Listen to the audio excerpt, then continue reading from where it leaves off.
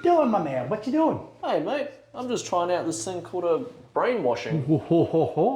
Very impressive. My gosh. Do you know anything about it? Mate, have I got a story to tell you? Why don't you okay. come along with me, my man? Yeah.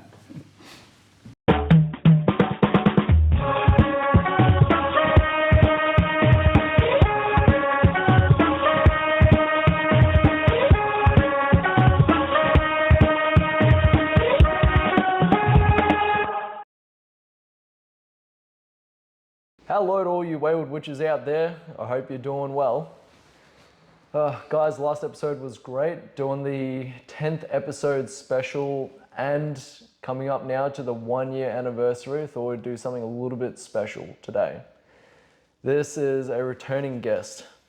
Now, what do cults and relationships have in common? Today, we're going to try and answer that through the lens of the unique experience of an equally unique man. A man who has been many things. A mischievous youth, to cult member, to business owner, a martial arts artist, jumping castle salesman, human rights activist, and a minister of the Church of the Flying Spaghetti Monster. Ladies and gentlemen, Reg Gilroy. Thank you very much. Glad to be here. Did I miss anything? I think you pretty much, there's a few little things we could add in there, but no, that sounds pretty well. Yeah. Yep. What, baseball bat salesman? Chamois salesman as well? I'll just say I've had a very colourful life, you know. But yeah, no, it's been very adventurous. I'm quite pleased with where I've got to. It's yeah, in the later years of my life, I look back and reflect and think I've done pretty well for myself, you know, overall. Yeah. Yeah. Well, like last episode I had you on was the hidden power of trauma. Okay. A while back, and that's like one of the most listened to episodes. Okay. Yeah. Wow. Yeah, which, oh fuck, that was what, episode 2, I think, like nearly a year ago now. Wow. It's incredible. Okay. Yeah. Right. But that, yeah, awesome. That one's very popular. A lot of people liked it. Well, good. Let's hope this one is too. Yeah. What have you been doing in between then? So you focus a lot on your jiu-jitsu. Yeah. Jiu-jitsu is sort of like my main passion. And the meditation retreat. That's the one thing that sort of kicked in. I did that. I think that was August and September last year. And that was a 10-day silent meditation retreat. Yeah. Which was fantastic. I wouldn't have been, there's no way I could have done that beforehand. You know, my monkey mind kept on moving around a bit much. I just had it, but I think from having doing a lot of plant medicine in the last 3 years, that's really made a lot of difference. And it was actually, I was to a stage now where I could actually quite comfortably sit with myself. And doing the 10-day retreat really does get that grooved in, because you're up at 4 o'clock in the morning and you start meditating at 4:30, and you have breaks during the day, but you meditate all the way through till 9 o'clock at night. That's a lot of meditation, especially then you're also being silent the entire time. That's correct. Yeah, you can't look at anybody. Male and females are separated. There was probably about 60, 70 of us all up at the center. This is the one down at Vipassana. This is down in Pomona. It's been there since, I think, 1990. Yeah, Vipassana's been around for decades, but it's just a type of meditation. But beautiful too, you know.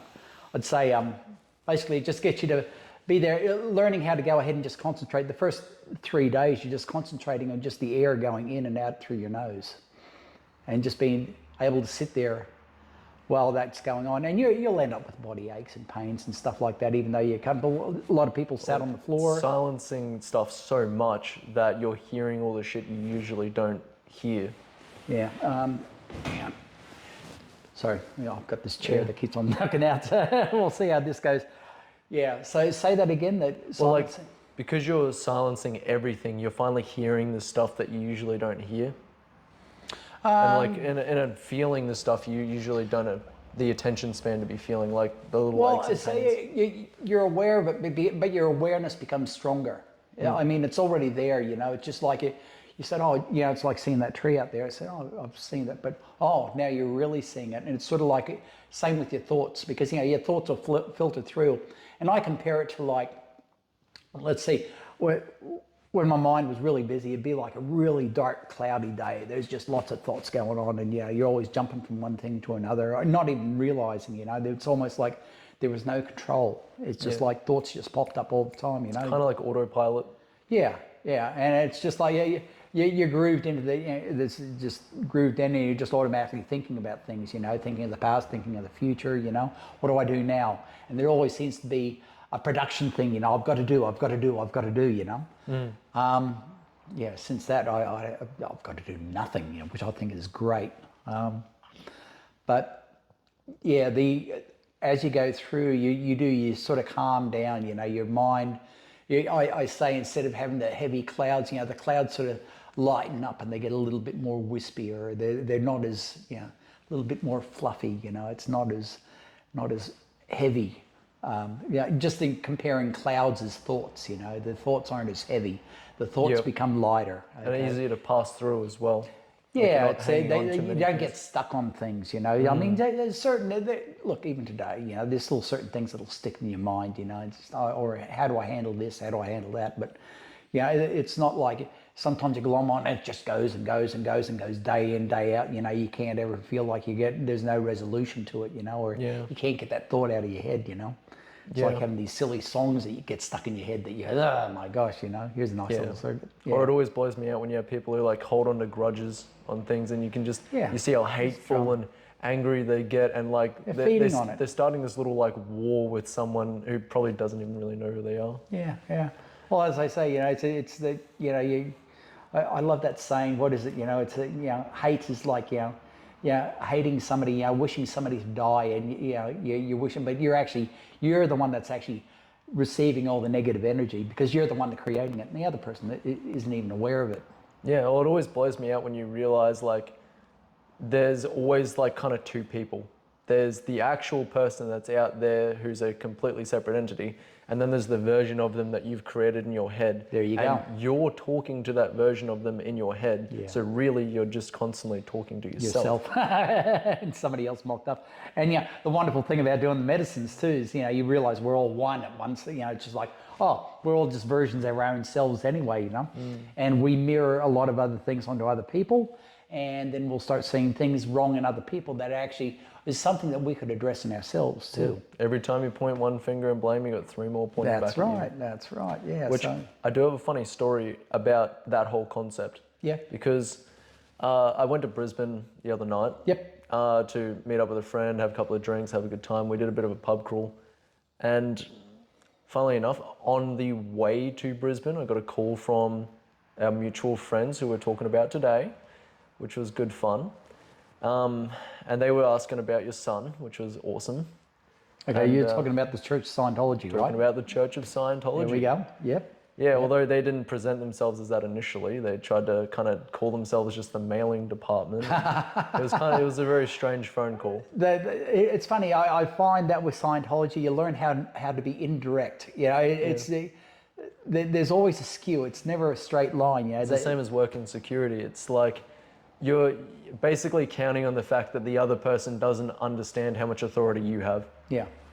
And you stand there with like, authority figure, but really you're on the same level. Yeah. But while I was in Brisbane and I was out having drinks at Fortitude Valley, getting all fucked up, and I ran into this girl on the side of the crosswalk. Yep. And so, just said, oh, I love your hair, like you look great. And I was like, oh, so you're a Brisbane local, like what's your story? And she goes, oh, well, I'm actually homeless and I'm a meth addict. And I was just like, wow. And you wouldn't have picked it, like full, like, bright, colorful clothes, dyed hair, all this stuff. And I've gone, fuck me, like. Yeah. So like, how did this like happen? Are you like blaming yourself for something? Are you, like, was this because of your parents? Was this because of something that happened in your life? And she said, no, I don't really blame anyone for it. It just is what it is. Yeah. I was like, well, fuck. And I was like, do you like, so you don't like hate the universe? Like in this predicament? She, no. I was like, well, fuck, like, how'd you end up like this? And she said, oh, I was in foster care my entire life and they kicked me out when I was 15. And I was living out on the streets and I just didn't want to be cold anymore. And so someone offered me meth and I just started smoking meth because it took the feeling of being cold away. Wow. And I went, holy fuck. Yep.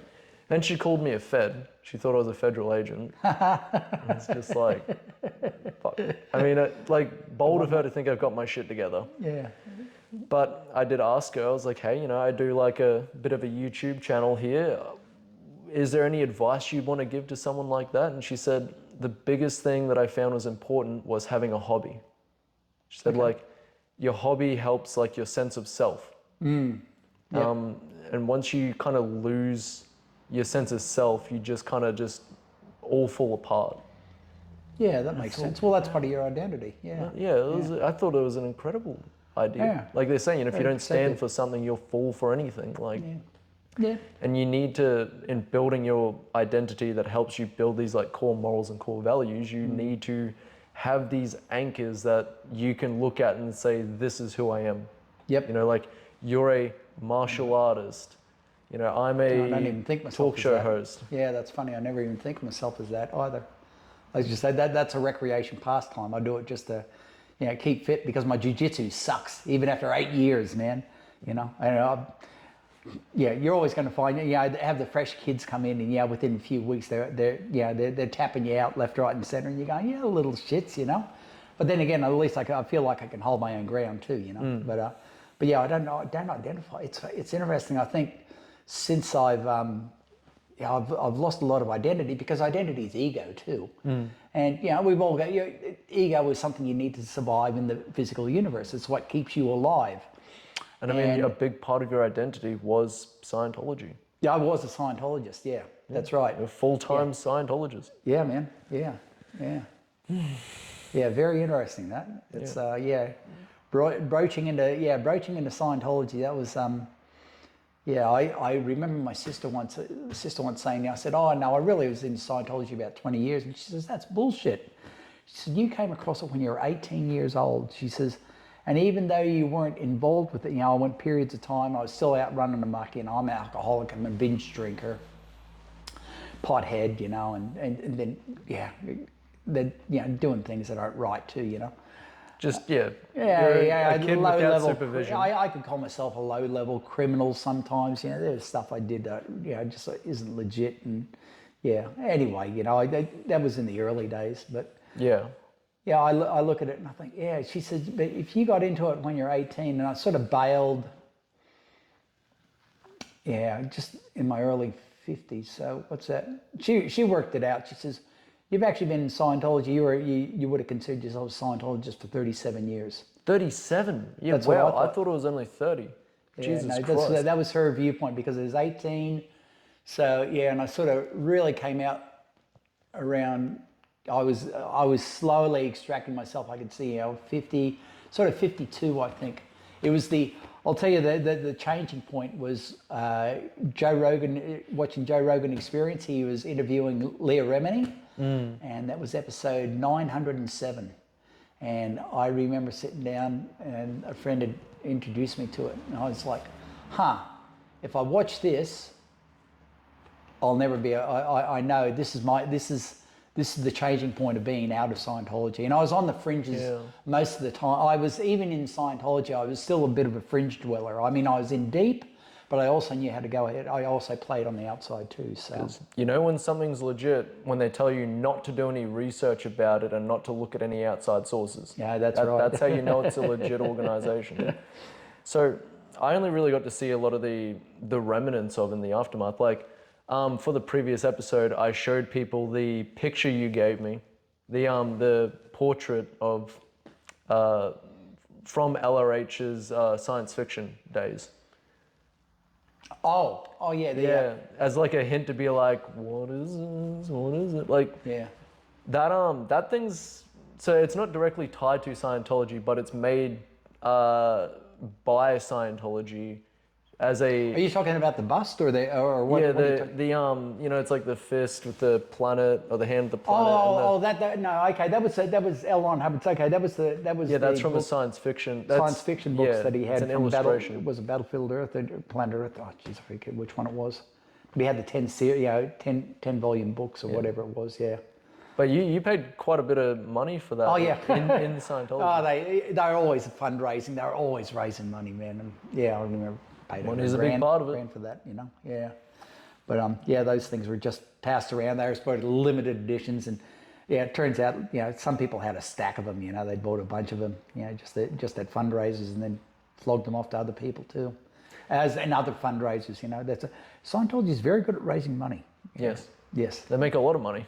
Oh yeah. They like it. Yeah, and you actually get good at making money while you're in Scientology, because you're working out how else can I Well, how can you fund your how Scientology can experience? and there's a lot of dodgy shit that goes on in Scientology, with people creating companies, and then I've seen I know property developers and stuff who've gone bust, in Scientology, and then just fold up and then recreate. And I've seen various businesses go under, and then they just they'll go bankrupt and then start another business straight away too. Yeah. It's like L. Ron Hubbard, the founder of Scientology, originally was a science fiction writer. And I always find it funny because Scientology itself is prolific when it comes to all the books you've got to read.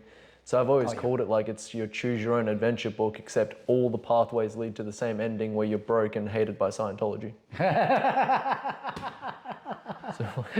that's pretty much, once you're broke, you're not creating anything, don't need you anymore. Yeah, we've sucked everything money out of you.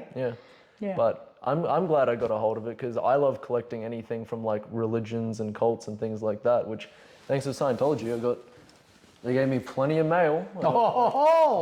This is my collection of Scientology letters that they've given me. Wow. Which is awesome. Wow. Each one comes with an amazing pamphlet and a poorly spelled letter asking how I've been.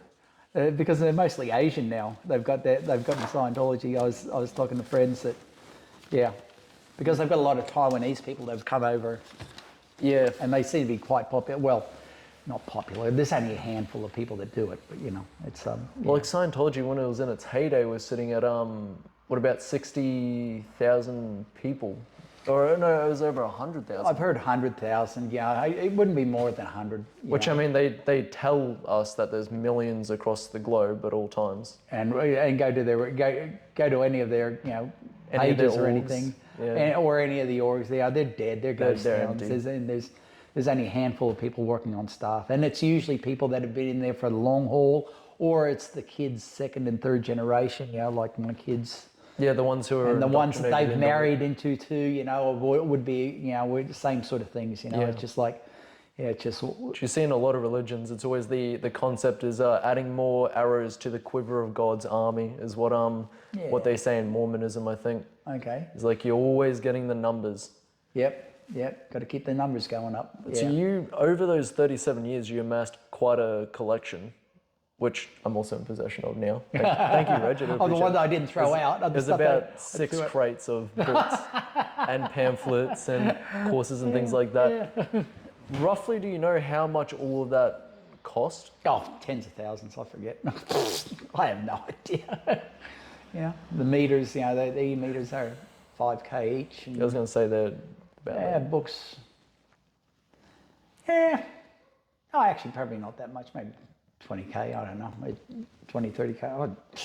I don't know, it's all irrelevant. It's just like, when you find something that you're passionate about, you're going to spend your money on it. Yep. Doesn't look matter. At car people. It's like, well, look at me and my vehicles. It's just like So one thing you learn after spending money in Scientology, I really don't. I'm not that hesitant about spending money on other stuff too. It always comes and goes. Yeah, it's only stuff. It's just like enjoy it while you've got it. Yeah. Yeah. So, mate, why don't we start from the start of your journey here? So you're American Australian or Australian American? So you were born, your parents are American, but you were born in Australia? No. My mum's Australian, my dad's American. Yep. So what happened was back in the 50s, the old man had been in the service and he bailed, he wanted to come here, he came out here and travelled in Australia. Ended up in hospital, in Sydney Hospital of all things, and that's where my mum was actually doing her nursing degree. And whatever it was, he ended up, he's a bit of a lad, and he hooked up with her, and she ended up, he went back to the States and she was finishing her nursing degree. She actually flew over to the States. I think her dad paid for the flight over. This is back in the late 50s, it would have been quite expensive. and he went ahead and paid for her flight over there, and they actually did one of the Las Vegas weddings. So they actually getting hooked in he Vegas. would have been in California, so they drove over to Vegas to go ahead and do a Vegas wedding. And I think she came back to Australia, finished off her nursing degree. There was a couple of years that they were separated. Then she went back to the States, and they hooked up. The old man was actually doing a psychology degree at Berkeley University, and I know he's finishing that now. I was told from him that once he'd finished that, he said it was just shit, it was just rubbish, and somehow he got into clerical work, working involved with some sort of insurance companies and stuff. So, yeah, but they started. So that was back in the 50s, and I was born in '63. So shit. It's funny. I turned 63 this year, and I was born in 1963. That's kind of ironic, Yeah. Don't feel like 63. I still feel like I'm 15. And you're the middle child? No, I'm the eldest. You're the eldest. Yeah. Oh, okay. So I was the first one. Yep. Yeah. So they were. And I was well spoiled. I'd say the parents were. The old man, he was sort of like leaned into what would have been pre-hippie was the beatniks. There was the beatniks.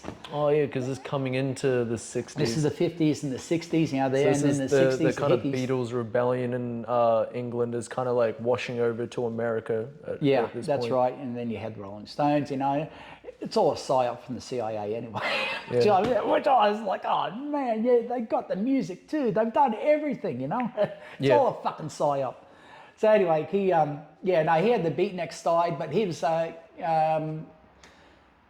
Jack Kerouac, and oh god, there were some brilliant writers back then, because he was a big reader. But I know he was falling into Eastern religions, and he did fall into Buddhism and stuff. Yeah, okay. He was interested in that. Everyone needs to have a Buddhism phase, I reckon. Yeah, well, it was unusual for Americans to be that way, and him even traveling overseas. A lot of Americans weren't doing that much, even back in those periods of time. And even still, they're quite isolated, very insular in the way they think. They can only think in the American way. Australia's got a broader viewpoint, because we're quite often you'll see Australians go off. They do their overseas trip, and we're also such a melting pot of people from so many other nations. We have other viewpoints. It's just like from the Italians, from the Asians. We were also put a lot more on like equal footing. Whereas in America, you've got like the Americans, the American dream. But then you have the immigrants. You've got the Italians. Here in Australia, or in America? Like in America, it's more of like an us and them. You've got like the purists, the Americans who are living the American dream. And then you've got all the immigrants coming to achieve the American dream. No, I wouldn't. I mean, the American dream has been sold to the world. That's why it's still looked up to. You look at the Chinese, the Asians. Real. Yeah, it's the American consumerism, and this has been brilliant because it came from Guy Bernays. He was propagandist, and he was the one. He sold the whole concept of just this consumerism. It's materialism. Yep. And it's just like a fridge in every household. Fridge in every household, and having electricity and flashing toilets. All this luxury, and then the cars. I remember over in America, just like everybody having to buy. I remember my dad's family. I was always told there was, no matter how poor they were, they could always have a new car. Always something on finance. Which you still see this day and age. And it's still people still the same. Struggling to pay rent on a house, and they got $100,000 car. Correct. Yeah. The repayments are only $350 a week. It's nothing. Yeah, and the car is usually a big, like, jacked up, like, Ram or a Chevrolet or something. So 1963, you were born in America. I was born. Yep, I was born in Nebraska. Nebraska? Wow. Which is unusual because guess who else was born there? L. Ron Hubbard. Oh, yeah. He was born in Tilden, Nebraska. I was born. I knew he was born in kind of the southern area, like more country, because he was born in a massive farm. No, Nebraska's a sort of a central north. It's fucking cold. Yeah. Oh, like kind of like Wisconsin and stuff. Yeah, that's more over to the that's right. Closer to Canada. Yeah, geography is not my best, but anyway. Well, there's bloody 50 states. Yeah, 50, yeah. It's not like Australia where we just got like the 6. Yeah. Five, anyway, 6. Yeah, so yeah, born in Nebraska. My dad's family that's where they had originated. They'd gone to California. Part of they had this. There was a great mass migrant. It was from the Dust Bowl, which is the center of the states. They actually had a big dust storm that a lot of people were dirt poor. That's how poor everybody was. That's where the word comes from, dirt poor.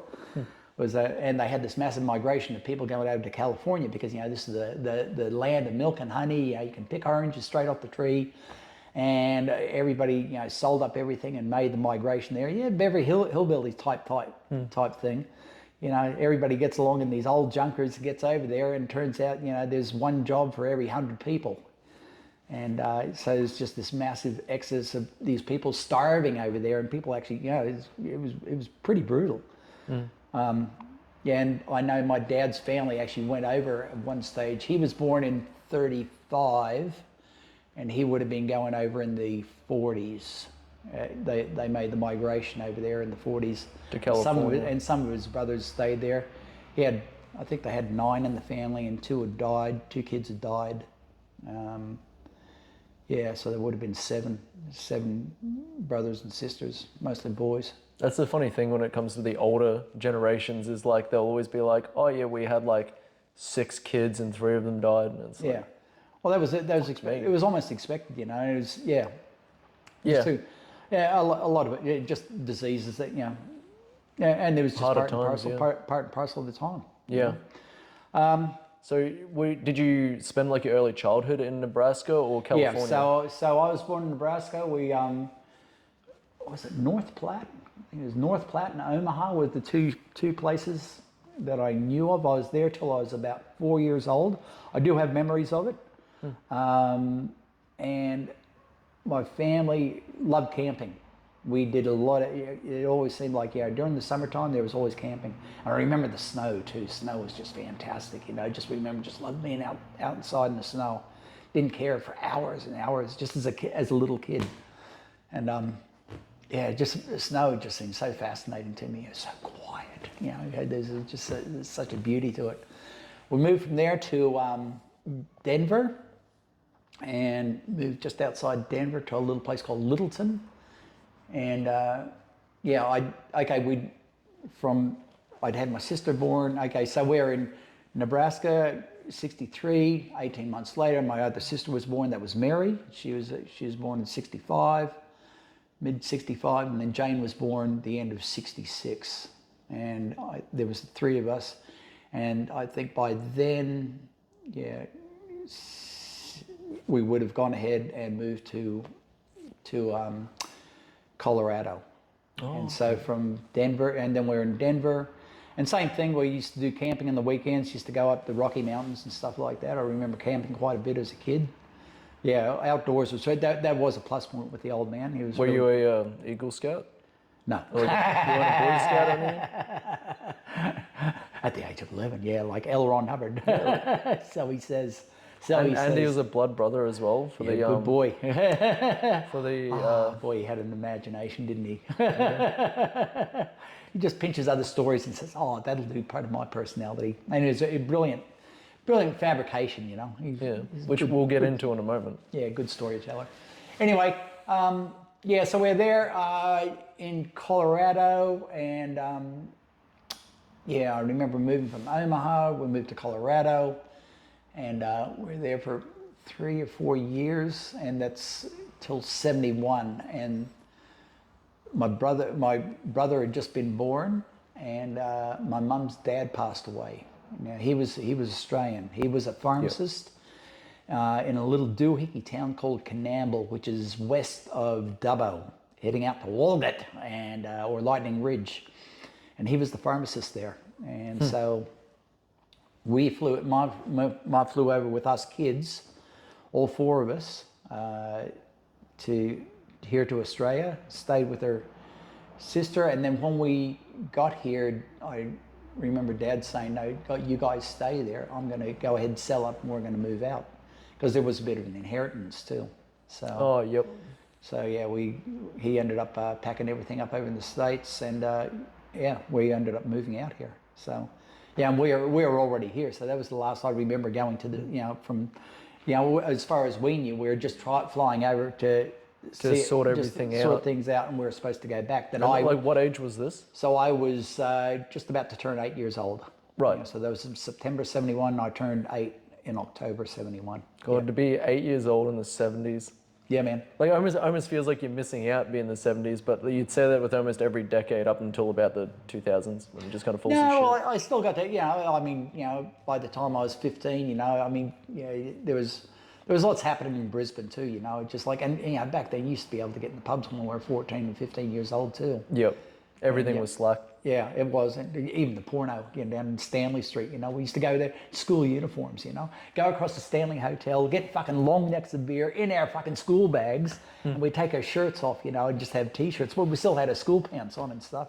The guy'd roll his eyes up, and yeah, we'd sit in the back of the fucking roll, drinking beer, jerking off to pornos, you know. This is back in, 76, 77, yeah. So did your mum / dad, like, did they inherit a house or just? Like, so there was a house. I mean, so that's kind of like why you ended up staying there more. Well, we were okay. So we spent a year in Canamble, and my dad, he had the big American ideas. You know, he did no surveying at all, but he thought, he'll start up a restaurant. And he got in with the Aboriginal community there, and he started getting he wanted to go ahead. He created this restaurant called the Baobab Tree, and back then you got to realize my dad was a product of the guys of the '60s. You know, they're full of themselves. They're very how can I say? Ambitious. Egotistical, ambitious. You know, womanizers, hard drinkers, cigar munching. You know, just like like a kind of like the old school capitalists, the businessmen. Yeah, well, I tried to be that way, you know. And I mean, you look back then, he would have been 35 in the mid 30s, something like that. So you know, and so there was a bit of money there, and so he started off this restaurant in this little town called Canamble, which is a population of 3,000, and I think it's probably still about 3,000 people even now. It's just a rural town. So he started off the restaurant. And then he leased the motels, leased a service station, and and when the restaurant opened, realized people just don't eat out, not out here in Australia. And he expected people would do what they do in the States, is they would go ahead and travel for hours to go ahead and get a good feed. Yep. And he had these big, thick, you know, huge steaks that he'd get made up, you know, and he was trying to make this big steakhouse out in the middle of nowhere that people would come to without doing any surveying. That Australians don't do that shit. It's not like a packed, dense population. Like, they're, like, in terms of hours away, could only be like maybe 10, 15, like, people, especially in the earlier days. How do you mean? Well, like, in America, you could have like a much more dense population of people traveling to eat. Correct. Whereas in Australia, like, we're a lot more sparse. Well, it wasn't even a thing here in Australia. You know, it's just like the restaurant industry is a big thing in America. You know, our biggest thing. I mean, like, we travel for a pub, but like, it'd have to be an incredible pub, like the Eggamoga. You know, that was just that was more like the tourist type thing. You know, but yeah, it's. Look, he was applying American ideas without doing any surveying. Put it this way, he fell flat on his ass. Yep. And he lost everything. He lost everything in Mars, and she was fucking dirty, man. So you know, he went bankrupt for $250,000 back in, what was that, 72? Yeah. So that was back in 72. He went bankrupt. He lost everything that Ma had, and she was not happy, you know. Or even like $250,000. Yeah, gone. And whilst you're trying to raise 3 kids. 4 kids. 4 kids. So we had 4 kids, yeah. So it's just like, and we basically, we bailed out of town. It sort of ran out of town, you know. It was sort of like, you know, he'd screwed everything. He'd gone bankrupt, you know. So, the restaurant closed, the restaurant never worked. That closed down, you know. What I don't remember as a kid. I just remember us having to come up to Queensland. And we settled in Brisbane, and and the folks there, it was a rocky relationship then, you know, and they were just trying to keep it together for the kids, as a lot of people do, And he did get they started working their way up, but and Ma, she pretty much had us kids. He was same thing. He was involved. He was sort of mid-management in insurance companies and stuff. And they ended up, we lived in Holland Park. Then we moved over to Camp Hill, and that was the main house. And that's when the old man actually split from the old lady. And and she was pretty much she ended up raising us 4 kids. He was pretty clever though. When he went bankrupt, he pleaded insanity somehow, and he had to pay back. So they took his passport off him, and he had to show that he was actually an upstanding citizen. And his payments, he had to pay $5 a month off of his debt. However that works, but I remember it was ridiculous, like $5 a month that he had to go ahead and consistently do that for 5 years before they go ahead and actually give him his passport back. Yeah, wow. And so I remember, so that was, so I would have been 9. So that was, so he bailed it.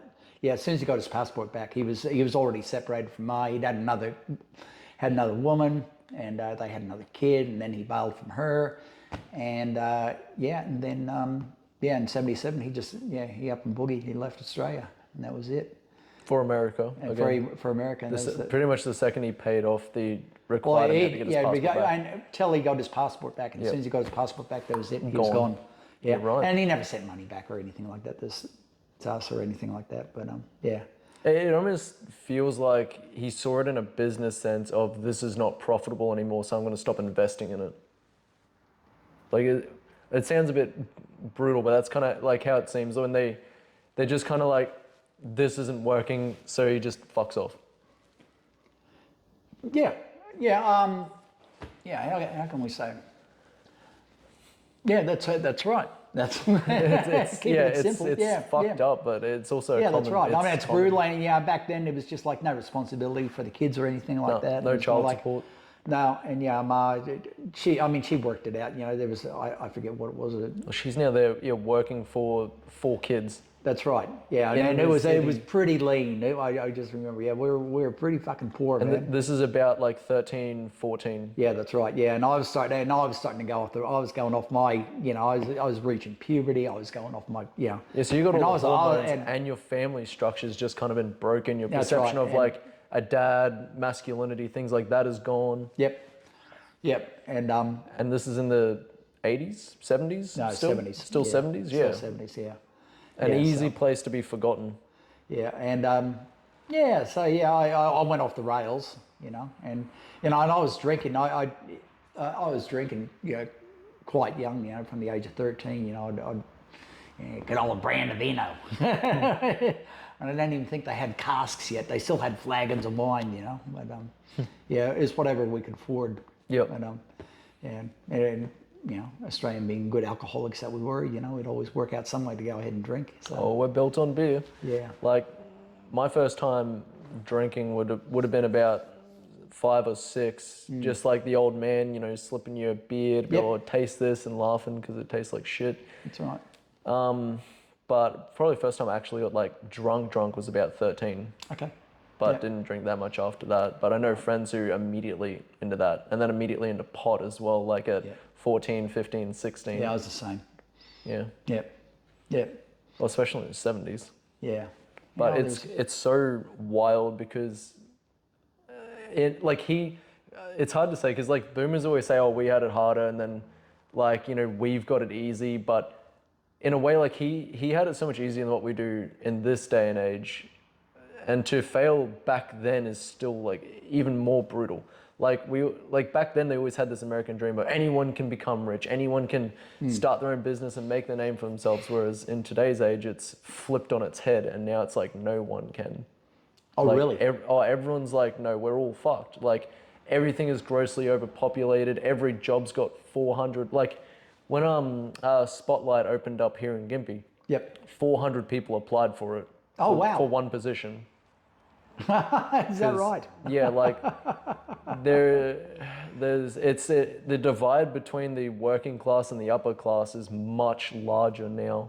Well, this is interesting. By design. Yeah, But this is interesting too, is that we're programmed to work for somebody else. I Yeah. mean, that's put in our programming that you've got to work for somebody. That's how school works. And that's the programming, you know. That's the indoctrination, you know. You've got to go out and get a job. You've got to work for somebody. You've got to get something, you know, be whatever. And you know, it's so funny, you know, to break out of that programming and realizing, you know, well, with myself, you know, it's just like, hang on, isn't it better to work for yourself, you know? And it's actually trying, you know, working out. It takes a while to spin it out, you know. But you know, I think even as a kid, you know, I had a pretty good work ethic. As a kid, you had a pretty good work ethic. Yeah, you know, that was one thing. You know, I was always just, you know, I think from, you know, having chores around the house even as a kid, you know, and just going out, you know, and had a paper run and all that, you know, and you'd work out different angles to go ahead and make cash and stuff like that. That was how I started, was delivering newspapers and trying to take photos for the newspaper. Yeah. And then went from that to lawn care. Okay. Trying to go out and mow people's lawns and stuff. Yeah, right, yeah. And then delivering catalogs is another big one for young people, but that's a pyramid scheme. Yep. That's a MLM. Yep, of course, yeah. Fucking sucked. Yeah. Doing the most money I ever made was $150 on December. Yeah. And that's like putting in hours of like creating the catalogs yourselves, like filling them all up, putting all the stuff, writing the stuff, handing them out, and then you've got to go back and try and collect them all. And when they don't have like one back in their mailbox because they've probably thrown it out, you've got to like knock on the door and be like, hey, can I get my catalog back? Yeah. And then you've got to count that as a loss and all of it, and then deliver all the stuff they bought. It was a fucking nightmare. Yeah. But it was a start. That's where you start. Yeah, that's exactly it. And you got to get it. Yeah, you'll get. Got to start somewhere. You'll get scammed, and that's part of the game too. You know, you'll get hustled. You know, you'll get scammed. You know, and people take advantage of it. That's just part of life. You know, it's how you roll with it. You know, it's just like it's like having friends selling weed. You know, or then all of a sudden they get fucking ripped off by somebody else, and everything goes to shit. Whatever. Or you always have like someone trying to like. When I was in Brisbane the other day, I had fucking someone just walk up to me on the street and go, "Oh, you want a Gucci wallet? Want a Gucci wallet?" And I'm like, "Oh, I love those I hustlers, got a wallet. man. It's It's just all, but yeah, it's all hustle. knockoffs, you know. But Yeah.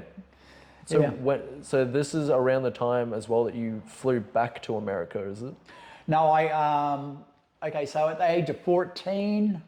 Yeah, the old man split, and I was pretty much I was off the rails at the moment, and I got myself into a bit of strife. I was always in trouble. And my poor old ma, you know, she didn't know what to do with me. You know, it's just like, you know, she's say to the cops. Well, she'd be "Take overwhelmed. him. Just take him. You know, I remember cops bringing me home one night, and she said, "I don't even fucking want the boy here anymore." You know, well, you got to take him. You know. But yeah, I was a pretty rotten egg. You know, by then. You know, I was just like, I was very I wasn't treating her well. I wasn't treating my family well, and I was just a petty criminal, you know, stealing shit and stuff like that. Finishing up school, you know, I was probably year 9 or something like that, and I was 15. I got myself into a bit of strife. You know, I had to move out and I had to get my own place. Had to get a job. And, at 15. I was at 15, and so I had a place down in East Brisbane, a little share house, and that's right, because I was on probation, and I'd gotten myself a job at Yellow Cabs down at Wollongabba. I was pumping fuel, actually serving. You know, you used to go out as a service station attendant. You used to go ahead and do the pump fuel, put oil in the cars, you know, and clean the windscreen and all this. Back when it was a service station. Correct. Yeah. And that was the service station up the top, and then Yellow Cabs. It was Yellow Cabs, and Yellow Cabs was down the back. And from there, I forget what sort of trouble I'd got into, but you know, I knew I was in deep shit, and I'd called Dad up, and I says, "Man, I'm really in shit." And somehow I managed to, I don't know how the fuck I'd gotten my passport, but I managed to get a passport, and and the old man sent me it. I got a ticket, and so I just left Australia. Went over to, I was 15, was I 16 yet? It's wild to think like, a 15-year-old being like, "Man, I'm working too hard. I need a change. I need a break," and going like flying across the country. Like at 15, I was jerking off and jerking off. That was about it. Yeah. Like, I was doing plenty of that too. like that was fucking it for me. I was playing video games. Yeah. At 15. Okay. Yeah. Yeah. I was banging girls down at Langland's pool. Used to bang them in the swimming pool. I was a nasty little boy. Yeah. Anyway. Yeah. So the old man actually so I got ended your up going ticket? over to the States, and the old man, you see, he was like, right, okay, I'm just trying to straighten my shit out. And he says, well, you got to go to school. So I was lucky. By the time I got to the States, I still ended up being there for a couple of months. That they slaughtered me into year 10, and it was just before the summer. So I think I was in school for about 2 months before I actually finished year 10. So to me, I was like, well, I actually graduated year 10. You know, for Australia, I think I'd left school in year 9 here in Australia. And so I finished year 10, and then I had a summer job working in an auto lube place when I was over there in the States. And I was a little asshole too, you know. My dad had remarried, he'd gotten hooked up with this girl, Dolores.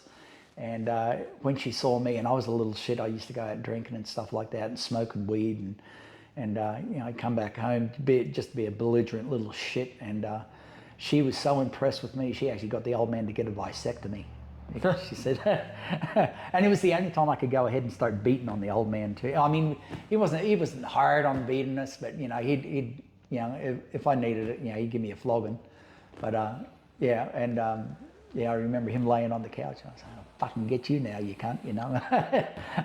And he couldn't get up. Yeah, caught him at his worst. Yeah, that's right. Yeah, take advantage of him, you know. But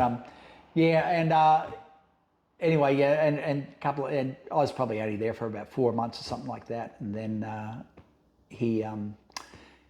stepma, she actually was so impressed with me. She says, Reg, here's a ticket back to Australia. It's yours, it's for free, and don't come back. She didn't want to have anything to do. She gave me a free ticket to go back to Australia, and don't ever come back to them. So I'd been living with them, and she says, no, you just... So don't go back to your dad. Don't come back here. Don't come back to our home, you know? Yep. And she stuck to that too, because later on in life, I'd actually gotten myself into strife and did the same thing again. And the old man said, sorry, dude, you can't stay here, you know? You got to keep on moving, you know? Anyway, that was another story altogether. But yeah, so back to Australia I come. So was there any kind of mental health or counseling at this point, or like any kind of psychiatry to be like, oh, no, not in those days. Hey, bud, no. So you know, you're being no, neglected. You had probation officers, mate. You know, that was my thing. Because what was it? I was when I was 15, I'd had a job.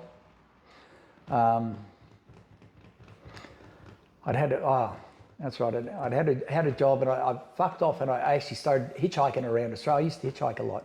I used to hitchhike up and down from Brisbane down. My buddy's family had a caravan down at Miami Caravan Park, and I used to stay with them or have a tent next to them. And I never got charged for it. But I used to carry my surfboard. I used to hitch up and down. I'd hitchhike from Brisbane down to the coast. And I was only 15 years old then. Yeah, we're still going to school. Yeah, and anyway, I used to stay down there. But where was I going with this? So hitchhiking, I decided to go ahead and just go around Australia and see Australia. And I was hitchhiking down south. I remember I had a bag of weed with me, and I remember getting picked up by these kids that had this ute. They'd say they'd stolen it from their old man or something like that, and he wasn't going to dob them in. That was in South Australia. They picked me up, go to Victoria. They pinched another car, and they said, here, you can have this. The old man won't tell you anything. And I didn't have any money, so what I was doing, I was just driving into service stations. And this is a Holden 1-ton ute back in the days. This is, it was fairly new. It was brand new, reasonably new. So this is like still sitting in the late 70s kind of position. Yeah. So I was, I was 15. Yeah, I was 15 years old. Yeah. In a way, it kind of reminds me of like Paul Hogan, like Crocodile Dundee. Okay. Especially in the whole growing up in Australia, and then you go to America and. Yeah.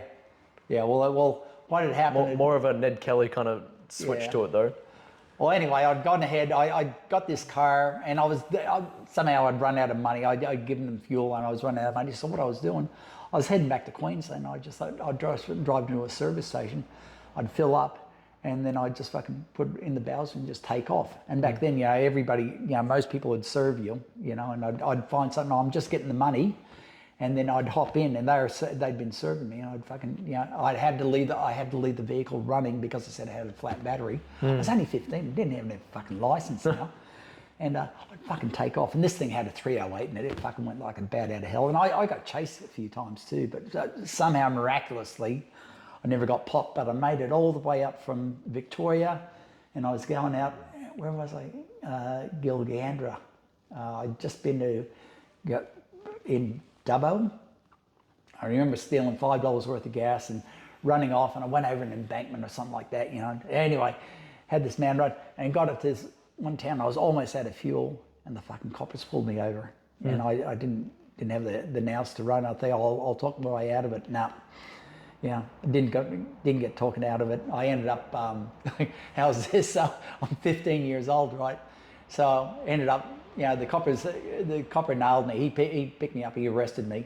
I didn't have any fuel to run it anyway. I was just running on fumes by the time I got there, and so they must have warned him that I was coming up this way, And anyway, and so he had to get the sergeant out. The sergeant had to come in, and so he gave me a flogging, and I was put in this cell, man. It was an abo. It was the black fella's cell, It was the abo. So that it stunk. I just remember there was a solid blanket that smelled like shit in there. I had to stay there the night, and then they drove me down to Dubbo the following morning, and I still had my fucking weed on me somehow. I'd stuffed it in my pants, and it was like a bag, ounce of weed. And I was thinking, I'll just leave it on the side. I'll drop it off here on the side of the road. This looks like a place I'll find it on the way back. I'm sure I was getting off because I told them, I said, I didn't steal the car. I just stole fuel, and all they could get me for was stolen fuel. Yep. And anyway, ended up down the lockup. I was in the lockup, and I think I was there for a week or two down the lockup all on my own. And I was going pretty fucking mental because there's only so much jerking off you can do. And then you're in a cell all by yourself. And I remember it was winter too. It was fucking freezing. And from there they ended up. And then you're also getting beaten by the police. Like, well, that was the first. By the time that was just when I got caught, and that was pretty standard back then. I remember you cop a flogging, the old man used to tell me a story of like what they'd do with the phone book. So they get you to put a phone book on your chest, and then they'd punch that. Or they'd hit you. Well, it'd knock you to the ground, but not leave any marks on you. Yeah. Or they just hit you with the phone book, or they just beat you up anyway. With the phone book, Yeah, because back in the days they used to, Brisbane phone books, they used to have 2 volumes. There's the A to K, and then the whatever is the K to Z or something. Yeah, it was just like there was 2, and they were fucking thick. There was the yellow pages. Yep. Yeah. Anyway, so I was in the jail. I was in Dubbo for a week or 2 weeks, something like that, pretty much on my own. And I was pretty much out of it at the time. Hadn't contacted Ma or anything like that, and anyway, I went to court. When I finally got heard in court, first offence, and the judge said, no, you get 3 months. And I'm like, fuck, so I went ahead and appealed it, but they went ahead and they actually shipped me down from Dubbo. They shipped me down to Sydney, and so I was in a remand centre in Sydney for almost 3 months. And before a remand centre, which means that it's a detention centre for youth, like a juvenile hall kind of thing. But you're not actually you're not in juvie, you're not in a juvenile prison and that, but it's a holdover for you to go to these juvenile prisons, So I was in there, and I finally had my court case heard, and then, they put me on probation for 12 months, and and that's when I came back up to Brisbane. Ran muck again, and then Ma kicked me out, and that's when I had to get a job, had to find a place to live, and I did all that, and this is sitting at like I was 15. 15 still, this is as a 15-year-old. Yeah, but see, back then you grew up early, that was you had to, yeah, that's right. I mean, I was pinching cars and stuff like that when I was 13, 14 years old, but the easy ones, because people left keys in the cars, and fuck, that's easy to pinch, and seemed to know how to drive. So, Anyway, so that got me, So from that, you're just off the rails. There's no one to like help. Your mum's overwhelmed, just trying to stay afloat. Your dad's nowhere to be seen, and there isn't any like kind of systems in place yet to be like, oh, hey, this guy might need some therapy. No.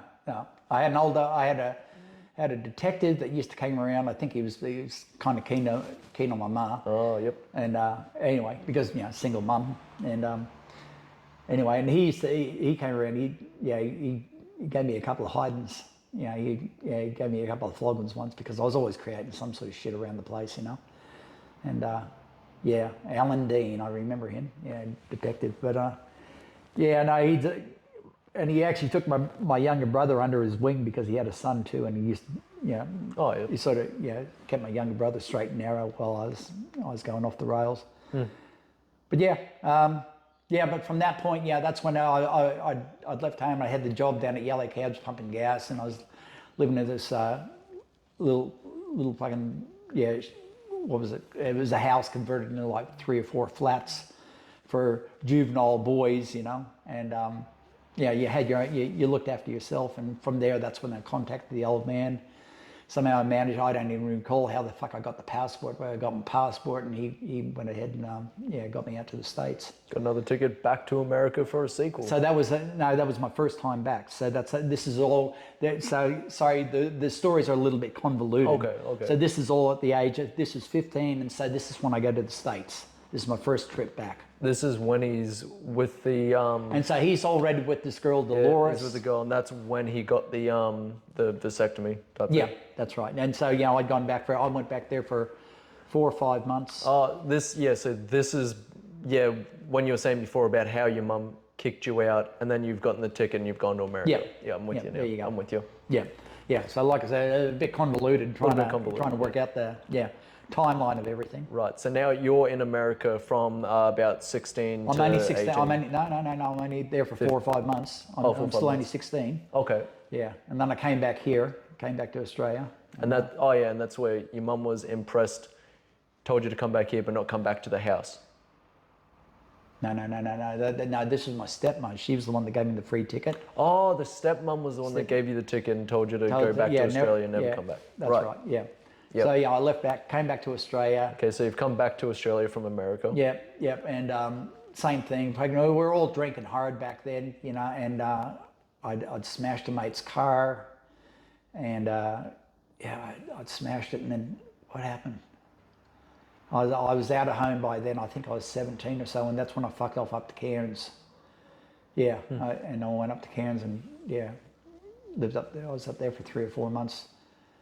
So I would have been 16, 17. 17, because I just had my license. I'd already had a DUI, I think. I got, I got busted for DUI, but I ended up going up there, and back then it was all on paper anyway. You had paper driver's licenses. You didn't even have photos or anything like that. And went up to Cairns. What the fuck did I do up there? My buddy's car that I crashed. We'd been to school together. He had an uncle up there that owned a pub, and he had a cousin that was up there, similar age to me, and I ended up hanging out with him. And they had a wrecking yard and for motorcycles, and they had a little Ford Cortina on the side. And what I did is I took that. They said I could stay. I was looking for a place to stay, and I had no fucking money. And I always seemed to have no money. I don't know how the hell I managed to survive back then. But I always seemed to find something as work. But I ended up taking the back seat out of the car, and I used to sleep. That was my bedroom. I used to sleep in the car. Used to use the hose for showering.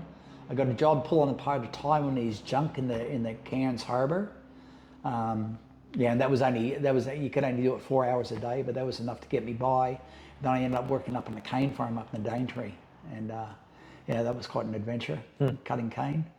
And this is the first time I ever learned how to work properly, because I ended up with blisters on blisters. It was, quite an adventure.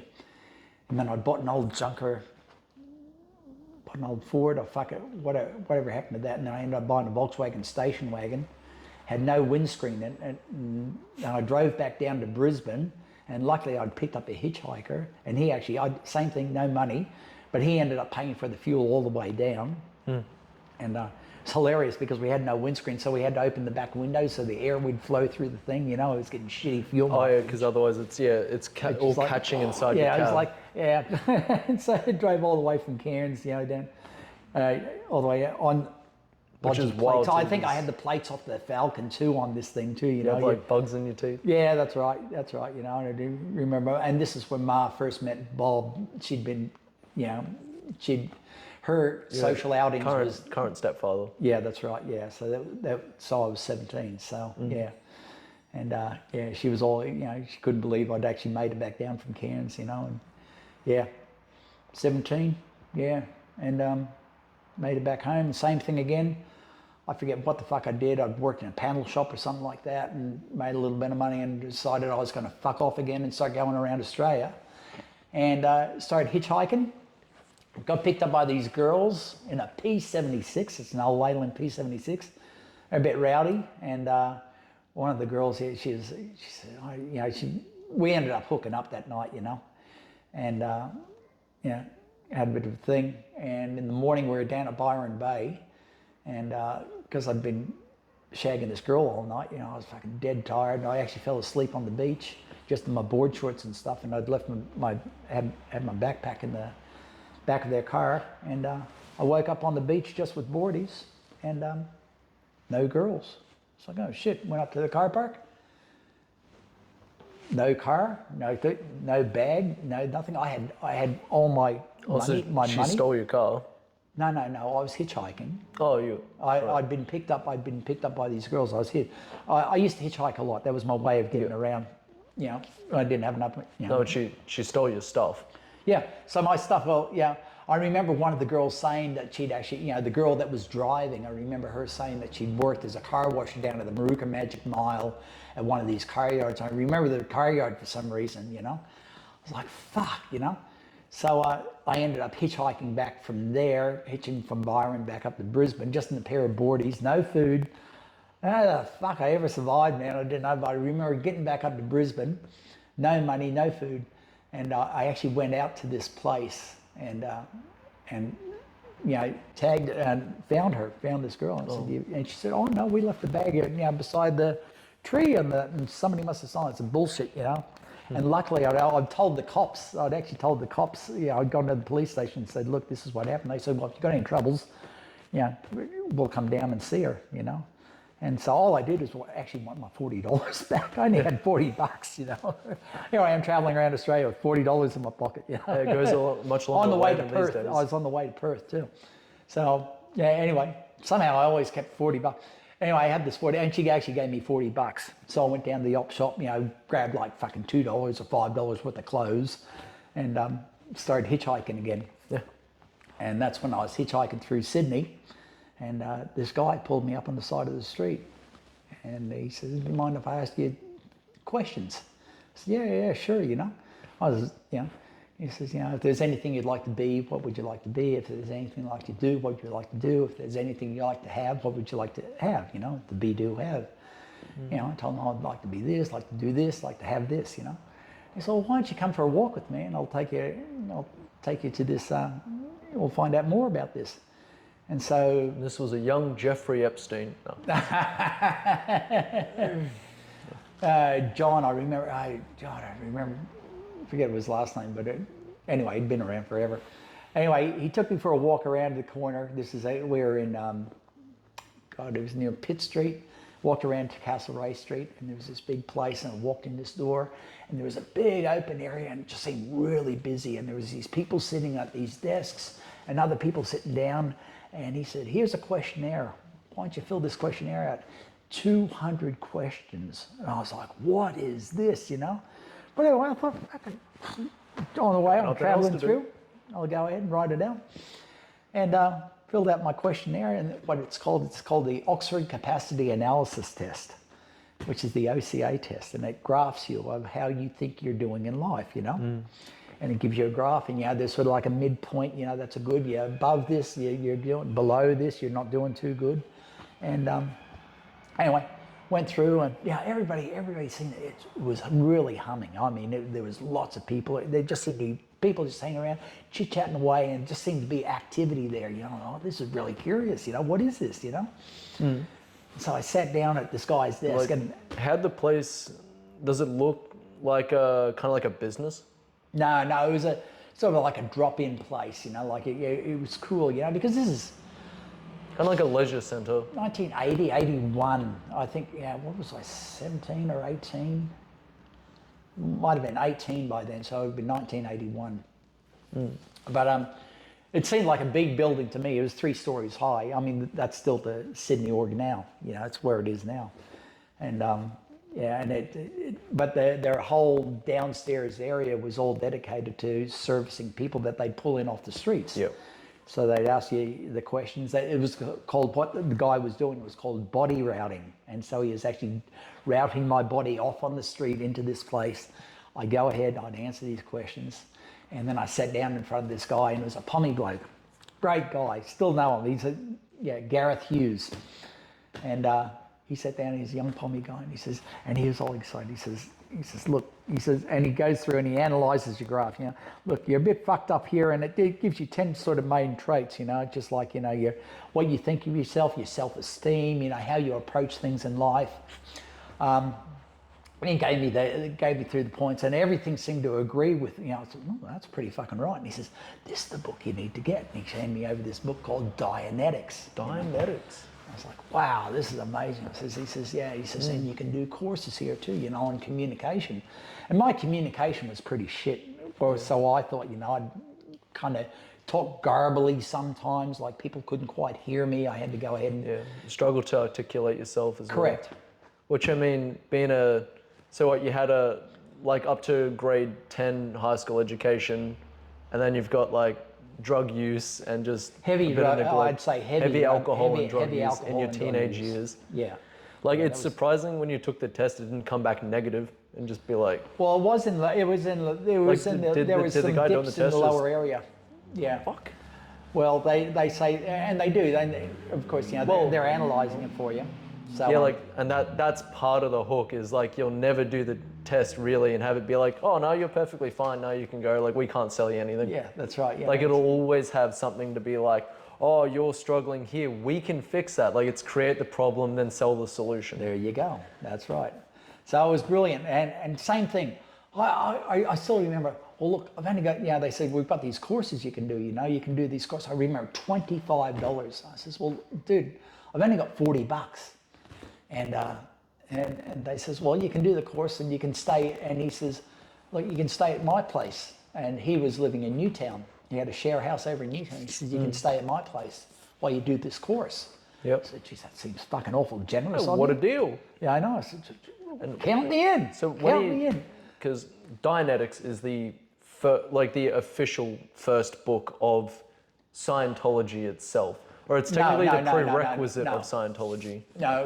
What happened was L. Ron Hubbard wrote Dianetics, The Modern Science of Mental Health. Yeah. Okay, that was his... I was going to ask, how did they market Dianetics? So Dianetics, there's 2 different things, Dianetics and there's Scientology. Okay, so what happened with Dianetics, it's a self-help book. It's talk therapy, and you're going through therapy. And it covers certain points of your mind. We can go into this later, but you know, but basically you're alleviating negative charge from your body. Yep. And which actually, and it does too. Good talk therapy. You have a good chat with a friend. You know, if your friend's listening, you know, and you feel pretty good at the end. You know, this is pretty fucking cool. So, well, why don't we get into a bit of a history of that before we begin your actual like kind of journey into Scientology itself. So also like with L. Ron Hubbard and Scientology and the creation of like Dianetics and all that. Right. Okay. So he created Dianetics, the Modern Science of Mental Health. That was his first book that, as far as I know, the first official book, if you don't account the story of how he wrote a book called Excalibur, that was so powerful that if you read it without the correct, preparation and training, you would go insane. And apparently the Russian spies stole the manuscript for Excalibur because it was such powerful knowledge. And so Dianetics is like a imitation of Excalibur. watered Kind down of like version. how the Monster Mash isn't the song The Monster Mash, it's a song about Monster Mash. Right, right.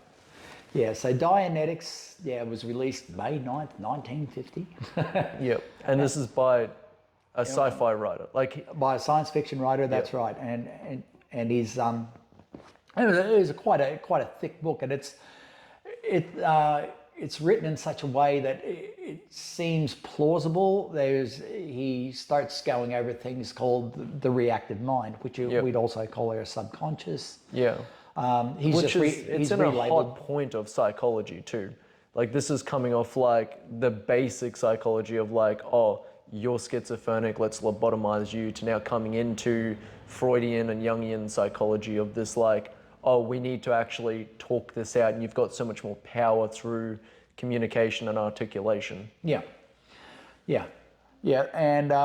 and this whole thing was done. I mean, the whole concept was with Dianetics. It was just done as a talk therapy. You'd have a person that would listen. Yep. And you'd have a person The that go listener, ahead, and they'd sort of have a basic script to go ahead and get you into a situation, get you to run through the situation. You go through it repeated times, and you actually release a charge. And it genuinely does release charge. I know, because I've done it, and it actually, you came out at the end and you felt, oh, geez, it's pretty powerful, you know. I struggled with the reading, but from what I understood, Everybody struggles. So many Scientologists cannot read Dianetics because as if it's by design. That's right, you know. But so you've got the active mind and the reactive mind, and the reactive mind. It's not now. You've got the analytical mind, and then you've got a reactive mind. Yeah. Yep, and the reactive is a pseudo for the subconscious, but Correct. the idea is like you have traumatic events growing up, and those traumatic events create these things called engrams, Yes. which sit like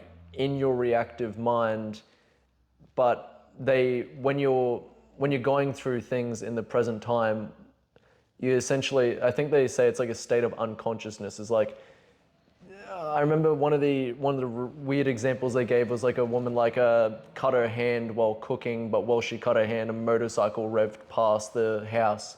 And because of that, like later on, the motorcycle revs past at the similar time of day, and all these kind of factors started to cause put her into like a state of regression. Yeah. Which they said was like a state of pain in her unconsciousness. finger or something like that. And that pain is the engram that exists. Yeah. And Dianetics is supposed to make you regress through that original trauma over and over again, so that you alleviate that pain, which is weird because, like, you know, I remember when I was little, and I remember being in the backyard of your fucking house with your son Zoot. Yep. And we used to like hit a softball to each other with one of your aluminum baseball bats. Yep. And we were too tired and exhausted to throw the bat back to each other, and we were too tired to walk over to each other, so we'd throw the bat instead. And I remember Zoot just went a little bit too high, and I couldn't tell whether to duck or jump, so I froze, and he smashed me in the kneecap with the bat, like when it hit, Yep. and like it fucked my knee. Right.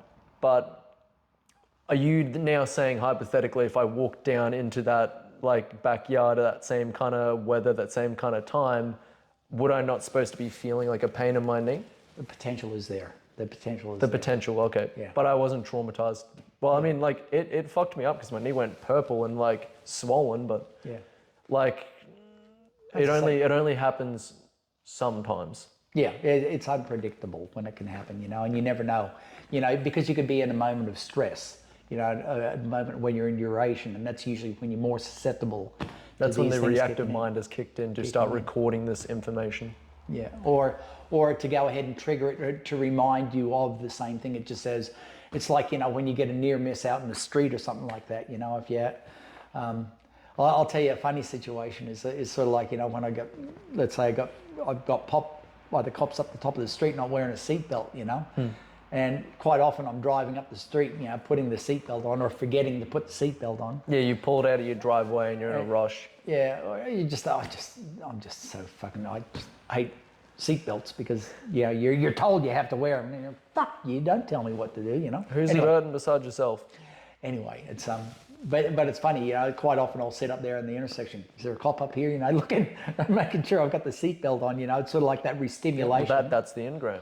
That's right. It's just like, well, it can be based on other things because there's engrams and there's secondaries and there's locks, and these are different variations of, it's similar situations to that. Let's say you got hit in the knee down there when you were with Zoot, and then you had a similar situation when you're underneath your house and you bumped into the car door or something like that with your knee, with the same knee, and that'd be a secondary. It's still a bit of pain, something involved with that, and then you can have something that reminds you of the whole thing, and all of a sudden it's something that reminds you and you feel that pain, but that's a lock. They have different terminologies for releasing this energy. Let's say you go through when was your knee sore? I said, I remember this one time. And then, okay, when is there another time, and you relive that, and you go through that, and you said, when I bumped into the car door, okay, is there an earlier similar time that you've had a similar knee pain? Oh yeah, I was actually in the backyard with the Zoot, and he threw this bloody baseball bat and hit me in the knee, and it swelled up really big, and oh fuck, my knee's really hurting. Okay, go over the incident again. Now recall, and you pick up extra data as you go through. Is there anything else? You might have heard birds, you might have heard dogs barking. You pick it up or you create it? Yeah, they're very good. But, well, you're supposed to pick up various sounds and various things. You think you are. Like, our imagination is incredible anyway. It's weird that it's like it tickles, which was prolific at the time, but like it tickles a pinch of like kind of hypnotic regression therapy and post-traumatic stress disorder. Yeah. Like he was a hypnotist. it sounds like it's like adjacent to these like actual really prolific psychological studies. Yes. Yeah, that's right. Well, like I said, he just repackaged a lot of things, and he'd already practiced hypnosis anyway. So, that's why I told you can't study hypnosis. He gave a lot of things that you can't do. L. Ron Hubbard says, you shouldn't study hypnosis, and there's, definitely do not do any psychiatry. They're the evil, they're devil. Definitely don't go talking to any institutes that are dedicated to your mental health and well-being. Yeah, they will fuck you up. They will fuck you up. Yeah.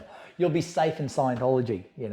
So it becomes a closed loop system. These are areas you don't look at. Yeah. That could actually go ahead and help you, but they cancel that out. So Dianetics became like a massive hit in the 50s. In the 50s. It was early 50s, and actually, what had happened is, and L. Ron Hubbard, of course, he started making quite a bit of money out of it, and of course, when he started making money, he started spending money too. Yeah. And so he actually went bankrupt quite shortly, only within 18 months or 2 years, something like that. Yeah. And somebody had bought it out to bail him out. And that's when, and then he created Science of Survival is the next one. Yeah, I forget that. I think so. That's right. Which, like, that would have been Dianetics 52. is like setting the scene. So Science of Survival is kind of the how to use it all, how to weaponize it. And that's when he was with his the non-existent, because he only had 3 wives, but the second one didn't exist. So this is, kind of like the current leader's current wife that exists but doesn't exist. Yeah, or whatever. She's there, it's just no one's seen her for 16 years, 20 years. Yeah, Shelley. Where's Shelley? Where's Shelley? Yeah.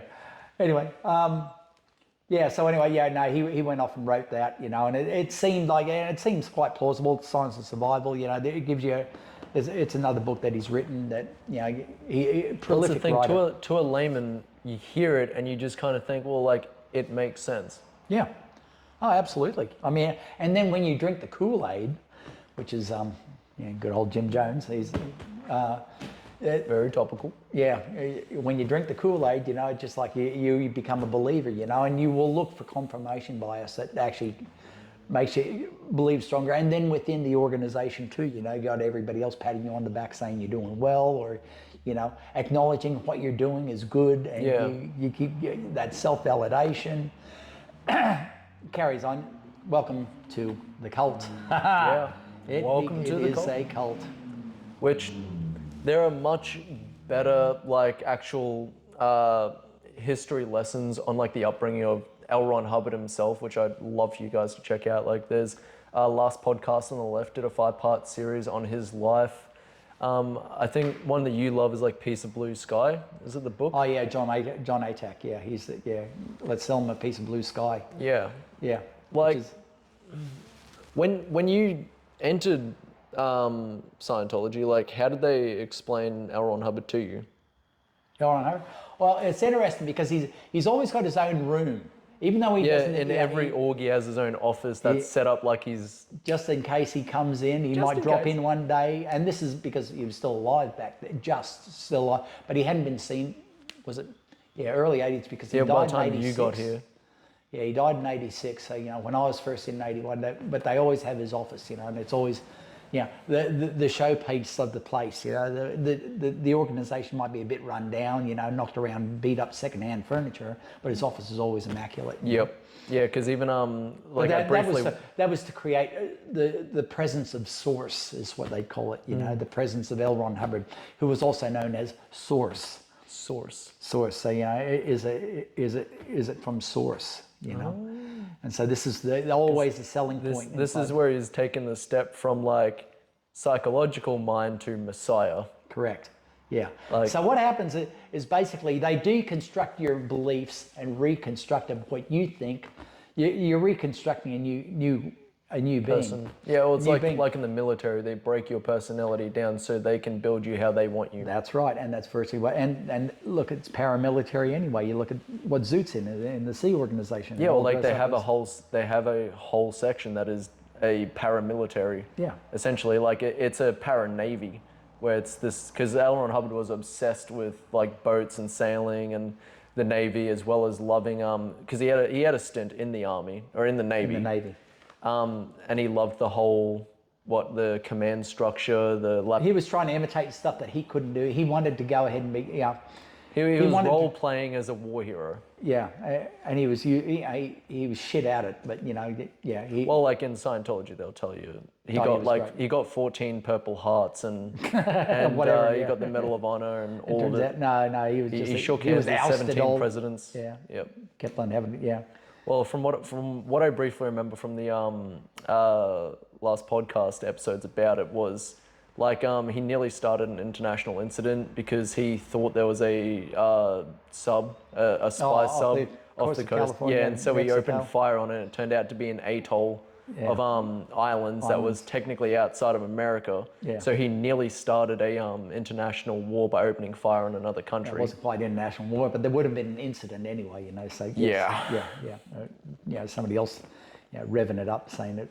Anyway, he was pretty much he was a B grade. Look, B grade. You see A grade actors, B grade or B grade players. He's a B grade player. And he's But look, he had charisma. That was the thing. That's even though for all he was worth, he still had a certain style about him. That seemed. He was raised being told like he was this amazing guy. And a lot of... Well, he went through a lot of affirmations that that he actually would tell himself, Yeah, because we'll just say he had a lot of issues. Yeah, which understandably for the time. Although he grew up somewhat affluent, like his family owned like a decent amount of acreage growing up, and they even were able to go on trips to China and stuff when he was only about 10 years old. His dad was in the Navy. His dad was in the Navy, and he managed to go overseas, I think. Comfortable middle class is what you call it. It was But middle class in the 10s, 20s, 30s era where they went through the depression. You're still not getting looked after. Well, okay. Mentally, well, let's say he's born. So he would have been traveling around in the let's say in the 20s. So that would have been the Roaring 20s. It would have been quite an affluent time. Then you had in 29 you had the big crash, and that was Wall Street crash. But he still managed it. But then his penmanship was what actually got him, because he was a prolific writer. Yes. And so he started off as a journalist for a newspaper, and he would write these massive articles, and they said he just churned out so much fucking content. And it was only one hit too. There was no editing or anything like that. Yep.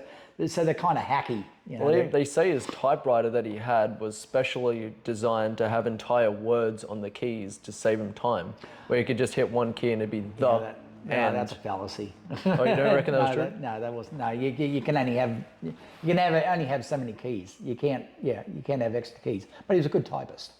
But he apparently he did churn through the typewriters because he typed so much. But, Oh yeah, and it's hard with a typewriter because like the reason we have our current key structure, QWERTY, is specifically to make it harder to type fast, because when you type too fast, the keys would smash in each other. So they had to slow it down because originally it was A to Z, and people just got too quick at it. Yeah. So and then you've also got the whole ribbon, and you're worrying about if you make a mistake, you've got to go back to punch over it. It's a whole different ball game, and this guy's dominating it.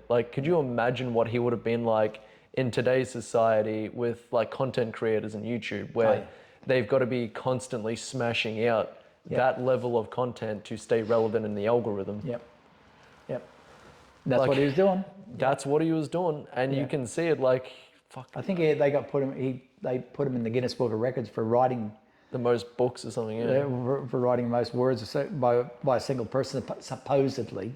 A lot of this, and even a lot of what we talk about in the history of Scientology is alleged. Because you'll get one story from them and a different story from everyone else. Yeah. Even them saying that he was an Eagle Scout by the age of 10, and he was a blood brother for the Indian tribes, the Blackfoot tribe. Yeah, and they even have a ritual to celebrate that to this day in some parts of America. I've never seen that one. It pisses off the Native Americans a lot, because they say we didn't even have a blood brother ritual. That's not a thing. Yeah, that's right. So it wouldn't piss anybody else because they know it's fucking make believe anyway. He was just full of shit. He was a con artist. He was a salesman. Yeah. He was fucking wild for it. Yeah. And so, a prolific liar. I mean, he's, the amount of stuff that he come out, but also there's some brilliance in there too, because I've seen some shit that works just fucking amazing. Every lie's got to see the truth. So he definitely seems like he had growing up young, he had delusions of grandeur. He was always believing he was this amazing person, and so you've then got to try and create the narrative that manifests that into reality. Yeah. Even to think about someone with no history of formal psychological research to then say, I'm going to write Dianetics. I'm going to write a giant book on how the mind works, how terra incognita works. That takes a lot of ambition and charisma and delusion to do. Yeah, well, you've got to fool yourself first, haven't you? Yeah, you've got to sell yourself. Yeah. So he's created the first two books, the Dianetics and Science of Dianetics, Survival. so Dianetics folded. There's one guy that actually bought it, bought it out of bankruptcy, gave it back to L. Ron Hubbard, and then L. Ron Hubbard shit on him, whatever. That's a standard story you'll see all the way through Scientology, is L. Ron Hubbard taking advantage of people, or trying to make up for it and then going ahead and just throwing them under the bus. And that's almost constant all the way through. Did the same with his wife and his kids. Yeah. So, it's just a standard trait of him. Because I remember also hearing the famous quote that he said before Scientology started of, what was it, if you want to get rich, start a religion. I think he said something like that. If you want to be a millionaire or something like that. Yeah. We just create a religion. Yeah. Considered he died with $648 million in 1986. Yeah, although he died in a caravan. Well, he died in a motorhome. They're not a caravan, a motorhome. It's a Bluebird, like a Winnebago. And they were very nice. Yeah. It was a Bluebird. Yeah. A Bluebird. Yeah, I think so. Was it a Bluebird? Yeah, whatever it was top of the line. He did have good. He did find some good stuff. But it's almost like he took that as a challenge to the universe, and then he kind of won the challenge. He made it. Yeah. So. But he also died totally insane too. Yeah. He was trying to kill himself. He was asking the guy who was looking after him. He said, "I want an e-meter that'll actually blast me out of my body." Yeah, just like an e-meter with a car battery, just. Yeah, the e-meter is a big part. E-meter is another tool they use in Scientology to go ahead and use to detect where you're going when you're thinking of things. It's used as an indicator, sort of like Do they use that during Dianetics? Well, it wasn't around Dianetics. It came through once he developed Scientology. But you can use it. You can use it in Dianetics. So, when did Dianetics then turn to Scientology? Now, there's two separate things, but it's they Two separate. Yeah, but so two separate. in the timeline. Yeah, I think it was in 53 or 54 Scientology was developed. So it would have been, yeah, so Dianetics was around for 2 or 3 years before it went under, and then that's when he was developing, yeah. Because the story I got was, he used to get he used to fill up huge auditoriums, with thousands of people. And he got a girl up there to, who was a supposed clear. A clear is a person without a reactive mind, like me. Someone who is supposedly unburdened by those engrams Yeah. from all their past traumas. Yeah, supposedly. And also you're supposed to get your memory. You're supposed to have almost a photographic memory. Yeah, and they've stuff got a like lot of selling points. There's Yeah. like perfect recall, increases and your your IQ. health's fantastic, and it's just you're extremely Like, able. you can cure any illnesses by deleting the engram that's manifesting it, isn't it? Something similar kind to that. Yeah, look, there's a little bit more to it than that, but yeah, we can run with that. Yeah. But yeah. Somewhat. Yeah, that's all right, mate. There's lots of variables inside. So Scientology. he's filling these auditoriums. So he's filling these And auditoriums. Had a it's just girl. exploding. Yeah, and apparently he got a girl up there, that was supposed to be clear, and the whole thing bombed because she couldn't remember shit. Couldn't even remember what color his tie was. I've heard about this. Yeah. Yeah. So yeah. But but he was good at reinventing himself, and he'd always blame for something. He'd always blame something externally for it not succeeding. So and then, Yep. Which is something that but also his determination carries to keep it going was quite amazing. So he definitely had some grunt and push there. Yeah, that's something that carries on heavily in Scientology as well. Is this? Anytime something fucks up and goes wrong, it's actually your fault, not Scientology's fault. You did something wrong. You didn't understand something. That's right. Which is also a type of thought policing that you see in like abusive relationships and stuff. Yes. It's the gaslighting. It's the constantly questioning your what own did you do? validity and what you've done. Because you're responsible for whatever happens in your life. This is one thing I do. I do admire. I do take that to heart, because you are responsible for whatever happens in your life. Yeah, and that's something I agree with too. Like I always call it like extreme accountability. Yeah. It's like, I don't sit there and say like, oh, this is my fault for what happened to me, but I look at the air of accountability that I have in my actions that brought it on, because it gives you a sense of control. Yeah. Gives you a sense of power. Yeah, that's right. And you can have fucked up things that can happen to you that was totally out of control, but hey, somehow you ended up in that situation, Yeah. Whether it be, being molested as a kid or whatever the fuck it is, that shit happens. Very common too. Yeah. And yet, somehow, you justify, well, and the thing, because you see a lot of, That's what keeps you out of the victim mentality, is Yeah. to sit there and not say like, oh, it's my fault that it happened, but saying like, okay, this has happened and now I'm responsible for dealing with the aftermath in my life. Like, I'm responsible for how I react to it. happen all the fucking time, man. It happens a lot in all types of religions. Like I think it's either the Mormons or the Jehovah's Witness with the rule of 3. The idea of like when something horrible happens to you, you need 3 people before you can make the accusation. You need you, the perpetrator, and the witness of it. And if you don't have the witness, they just say, didn't happen. It's between you and him. That's right. Don't go to the cops, though. Yeah. Same in Scientology. Never go to the police. No. That's the one thing in Scientology. It always says, you deal with it internally. Yeah. Yeah. Yeah, because the last thing they want is the police and the government looking at them. A lot of there's a lot of kids that get molested in Scientology. Yeah. It's a common thing. It's a stereotype for religion, for organized religion, sadly. It's true. The second religion became this institute, it just opened itself up. Because same with society, and why we have these convoluted rules is because there's always someone who finds the gap in between them. Yep. And so when you have simplistic rules like in the Bible and like in a lot of these religious organizations, it becomes easy to open it up for people to take advantage of that and take advantage of victims inside there. Yeah. It's fascinating. Yeah, again, I can't remember if it's Mormons or Jehovah's Witness, but one of them created a prison reform program where they got ex-cons in to try and help them and gave them jobs and roles, but some of the jobs and roles were babysitting all the kids. and they didn't tell any of the other members of the religion Yep. that they were ex-cons, and so they were just giving their children to prisoners, and the children were coming back and saying, like, you know, he touched me. Yeah. And then the parents saying, but did anyone witness it? Yeah. Yep. And it just opened up this giant cycle of abuse. Yep. Yep. Happens a lot. Yeah. Yep. And so Welcome to life. in Scientology's version of saying, like, well, if you try and say anything bad happened to you, you've then also got to admit that it was there's a your certain responsibility. fault. What's your responsibility of it? You know, and that's what I always say. You're failing to take responsibility for creating that situation of For creating it, yeah. Yeah, that you caused it. You know. Yeah. But did they ever reach the conclusion of like, oh, this all happened because I joined Scientology? Mate, I've had that in auditing sessions. Oh, I'm fucking.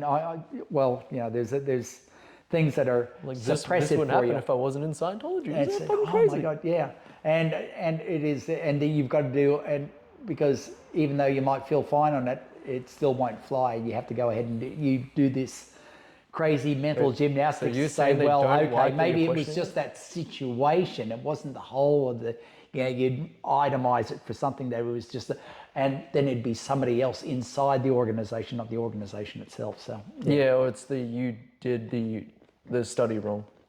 yeah, Like you interpreted what the organization gave you wrong. correct. Yeah. It always comes back on you. You know, it's which, hilarious. You know. For reference, so the churches of like there's the Church of Scientology, but each individual church is called the organizations, or they call them the orgs for short. Orgs, yeah. So when we're saying organizations, we're talking about their individual churches. Yep.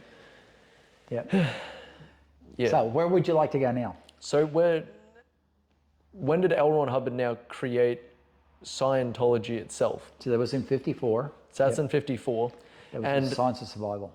and all these people started flocking to it, and this is where he's really built up numbers. I think initially when it exploded, it was sitting at about 40, 50,000 people were doing it, but he was also rapidly going from country to country because the government was not liking what he was putting down. Oh, from the States. Okay, yeah, no, I'm not that. I know he bailed to England because he was, same thing, he didn't want to pay taxes. And so, you know, it's just, Because that's another thing he learned was religions don't pay taxes. That's right. So, and so he ended up going over to England, and that's when he set up St. Hill. And that's when he set up a special course over there that a lot of people, there's a lot, and when it got banned, when Scientology got banned here in Australia because it was a cult. Yep. Australia initially just said, fuck no. Yep. And which Until is now, dumb. it's now allowed and tax-free. Yep. Good job, Australia. As we like it. Well, I still think it's a psyop anyway, you know. They think, you know, there's higher controllers that allow it to be because they use it as I wonder what happens. How do people react? And I wouldn't be surprised if money changes hands elsewhere that keeps it running. It could be, or just like an observation, you know. I think there's so many bloody psyops happening around. How do we control the people? And they love to watch people get involved with cults because they still, you look how well Scientologists operate out of society. Yeah. I mean, when you met me as Zoot's dad, you know, I was full-blown Scientologist, you know, and, you know, and you've watched Zoot's progression into Scientology too. I remember being in that room over there, like Zoot's old bedroom, and seeing him reading L. Ron Hubbard books. I think he was reading Dianetics. And, you know, like for me, my eyes just glazed over and I was, oh, cool, like Zoot likes reading, and he likes an author. And seeing you guys growing up, it was like, oh, this is the picture perfect family. The husband, wife, son, daughter, cat, dog, like it's like out of a TV show. Yeah. And we got along pretty well too. Yeah. You know, everybody was pretty happy, and, you know. Yeah, we're in pretty good states overall, you know, but Greta still had to deal with my binging alcoholism, so. Yeah. But, yeah. It's a hard thing to kick. Like I said, it killed the old man. Yeah. It killed my dad. Yeah. Now, L. Ron Hubbard's alleged kind of drugs of choices, I believe it was like heroin. There's one that he picked up, or like opioids. Because he had, like, throughout his kind of travels as well, he also ended up with injuries. Like he had the motorcycle accident in New York, which I think was after he came back from England. No, he actually had a motorcycle accident when he was in one of the islands because they used to take the bike off the ship, and apparently he'd been out riding, had an accident, and he had a fear of doctors, which is ironic because I still, even still, I'm always cautious about going around doctors and stuff like that. You know, I'll do it for burns and, broken bones and then needing stitches and stuff. But yeah, other than that, I'm very cautious. But he bunged himself up when he was on one of the islands when I don't know if he was in or in the Mediterranean. I'm not quite sure. Yeah, because also a big part that we forgot to mention is like he had a giant fucking ship, like the Free Winds. He didn't have the Free Winds. No, that's something that Dave Miscavige created. He actually created. He had the Athena. L. Ron Hubbard was like living on a ship at one point. Wasn't he? He had the big he had various converted, boats. Yeah, the big converted shipping container ship. Well, it was an old cattle ship that they used from Scotland or something like that, and it got converted into. God, I can't remember the boat's name. But anyway, yes. But he was on that, and he used to have people fly in and go ahead and actually do courses on the ship.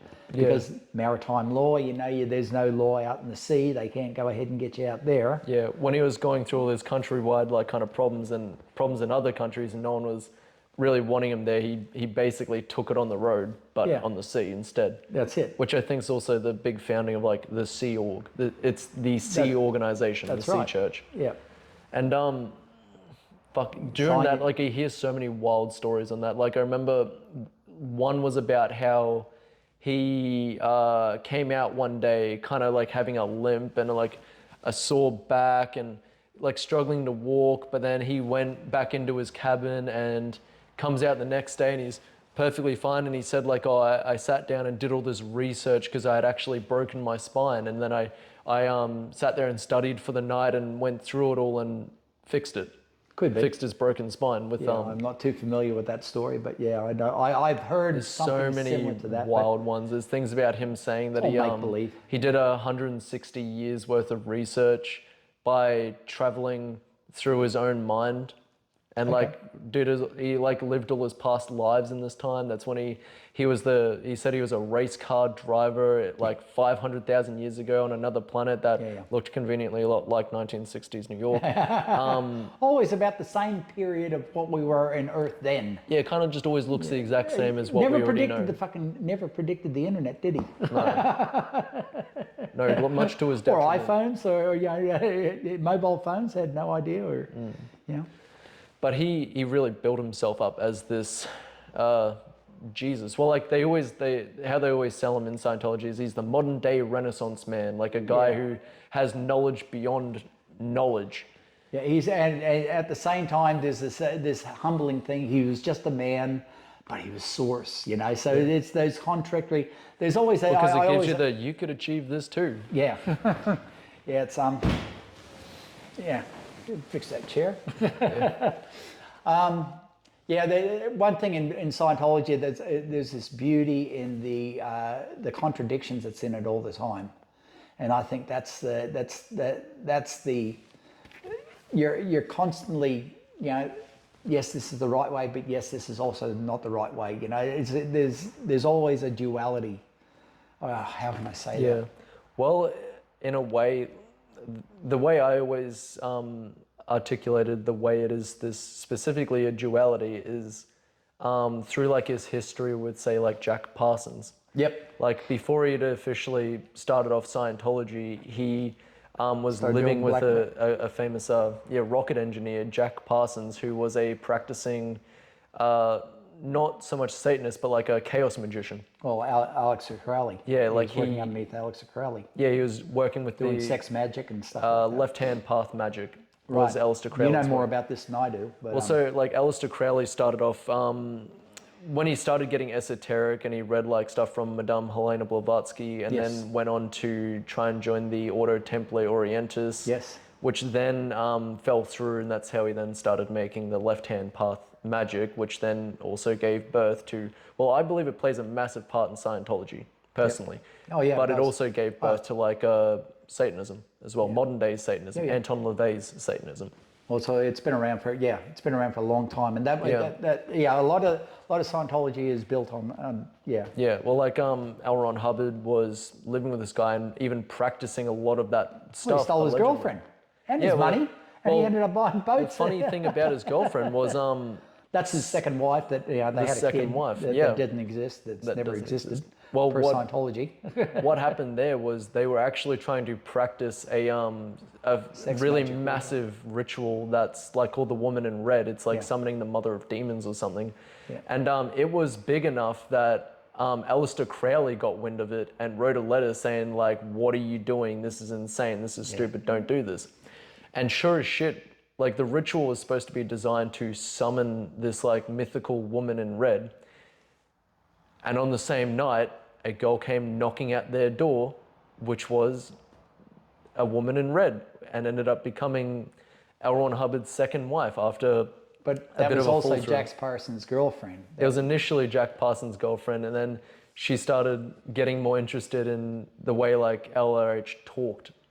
Okay. And like, she got enamored with his storytelling and his bullshit and his grandeur, which then ended up leading with LRH stealing her off him. And then them trying to abscond.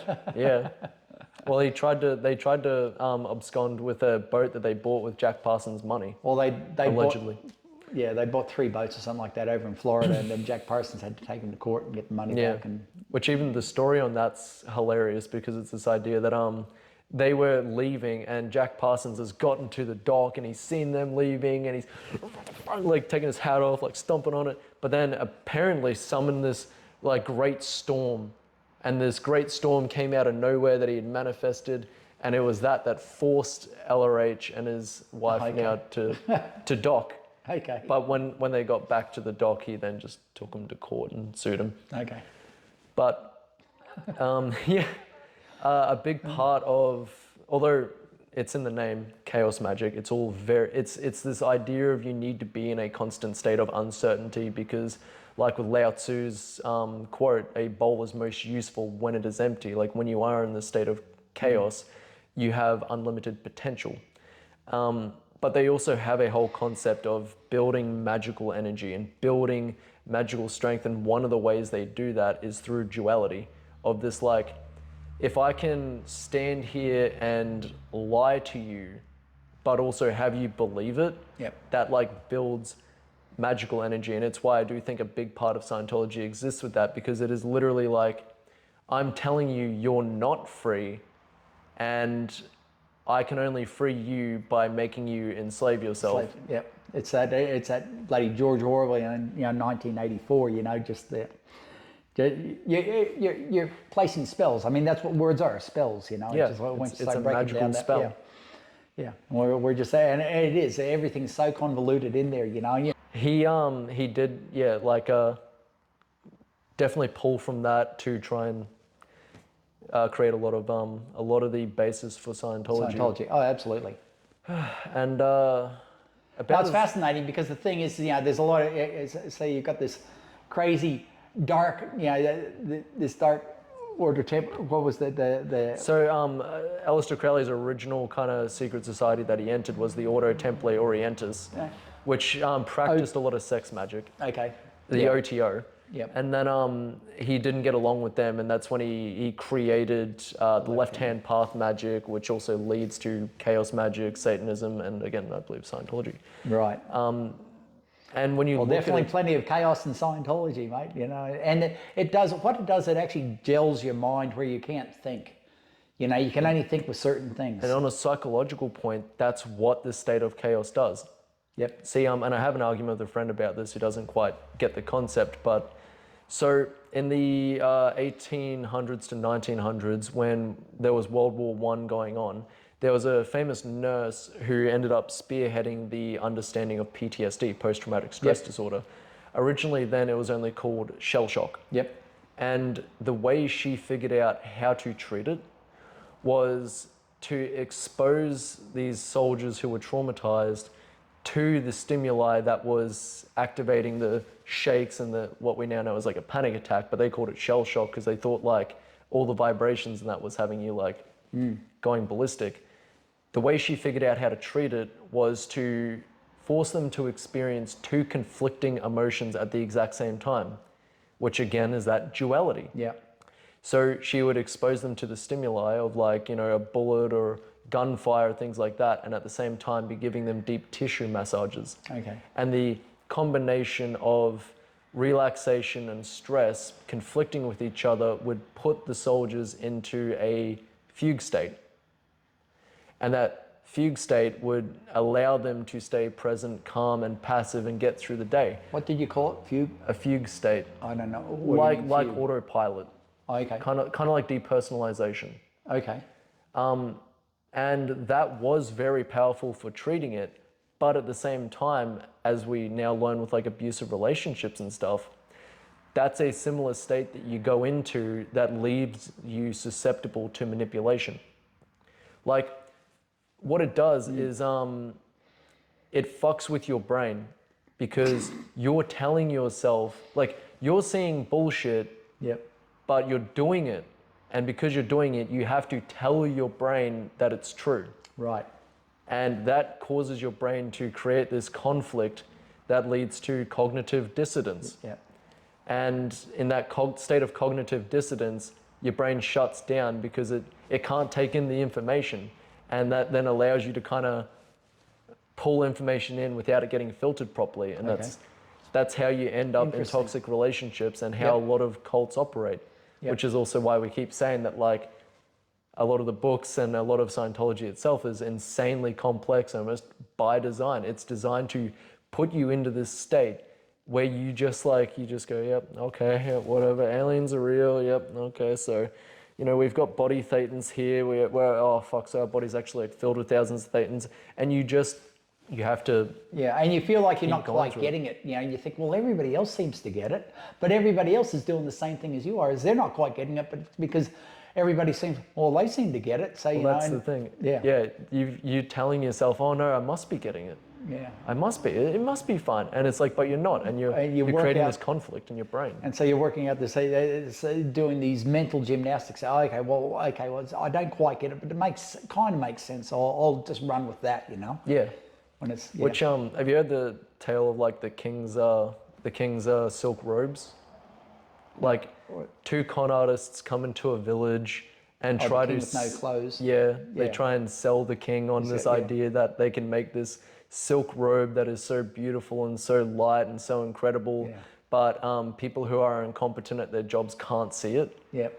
And so they sat there overnight faking that they're like hemming and faking that they're on a loom, pretending to be making these giant silk robes, and sold it to the king. And the king is walking around the streets naked, and no one says anything because they're all too terrified that if they say you're walking around naked, the king will think that they're incompetent at their jobs. Yeah. And it only took a little kid who didn't care and didn't have any responsibility to sit there and laugh at him. And eventually everyone laughed at him, and they realized it's all bullshit. Yeah. Welcome to life. This is like society. Like Scientology. It's a great analogy for thought policing. Yeah. Because as well, like you're now sitting there in this internal game going like, oh fuck, like I think I'm not getting it, but I can't tell anyone, and like I can't ask anyone because everyone else will think I'm now incompetent at my job, and then it's going to create this whole process that they go down. It's funny how we like to individualize Scientology, but at the same time, have you ever noticed life is quite a lot like that too? Yes. So as I say, the whole thing's a psyop. There's just psyops within psyops within psyops. Yeah. It's like those Russian dolls. Just keep on popping one. There's another one. There's another one. There's another one. Well, as Alice of Crowley says, as above, so below. Yeah. Everything is like a microcosm or like a mimicry of something bigger. Yeah. And that's why, at least in today's Scientology, I don't really even call it a cult. I believe it is actually a secret society. And I believe a big part of that is because like he wanted to recreate the things he was seeing. Like he saw like the left-hand path, like magic. He saw the OTO's kind of secret society, and he wanted to create that. And it started off a bit cultish, but now it's this own microcosm of society that is run in secret, like a secret society. Yeah. Like Scientology owns an entire town, like Clearwater, Florida is a Scientology town. And that runs as its own kind of society. Yeah, it's a funny one, that one, because I lived there for a little bit, and yeah, it was yeah, quite amazing. It is, yeah. Yeah. But the people around Clearwater know of it, and there's just like the no-go zone in the area, or you don't have a lot to do with it. It's just like those crazy, wacky Scientologists. If you're not in, you're not in, and they will not deal with you unless they're trying to sell to you. Yeah, well, you don't get, I mean, it's so big there that you don't have walk-ins off the street in Clearwater, that's like, people travel all over the world to go to that specifically, so. Yeah. So, I wouldn't quite say he's spiraling, but coming into the later stages of LRH, he's gotten Scientology working, he's built all of these insane rules, and he's built a massive amount of popularity. But he also then was getting in trouble with the government and also really starting to get their attention. And that's where his second wife's, not so much disappearance, but disconnection from Scientology kind of came in, to where they tried to,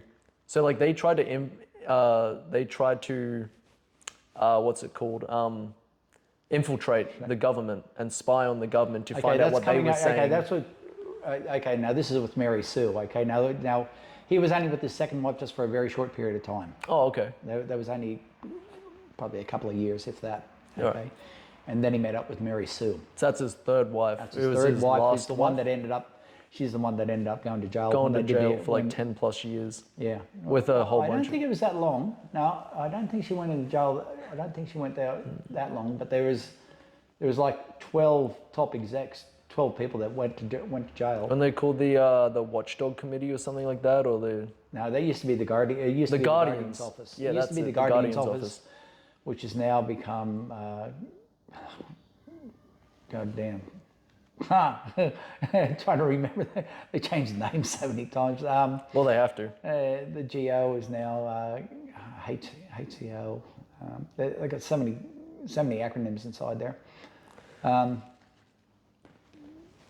OSA, Office of Special Affairs. There we go. Yeah. So the Guardian's OSA. office was disbanded, and then it was just rebranded as Office of Special Affairs. So originally the Guardians, now the OSA, is kind of like the boogeyman, the FBI, the Secret Service of Scientology. They're the ones that go ahead and dig up the dirt on other people that will go ahead and, like that Paulette Cooper, they go. They're the ones that are going to watch our episode. Yeah. Hey guys, I hope this isn't too boring for you, but thank you for watching. Thank you for giving me the views. Yeah. If you've got time, good on you. If you got time, message your family. Oh, that'd be an honor. I doubt that they. My honest thing is that they don't have that manpower anymore. They've just lost it all. That's why so many people are speaking out nowadays, because they just haven't got the traction. Where they used to go ahead, nail everybody in court. Yep. Now it's just so prolific that they've been so exposed they just can't do anything else. Oh yeah. Yeah.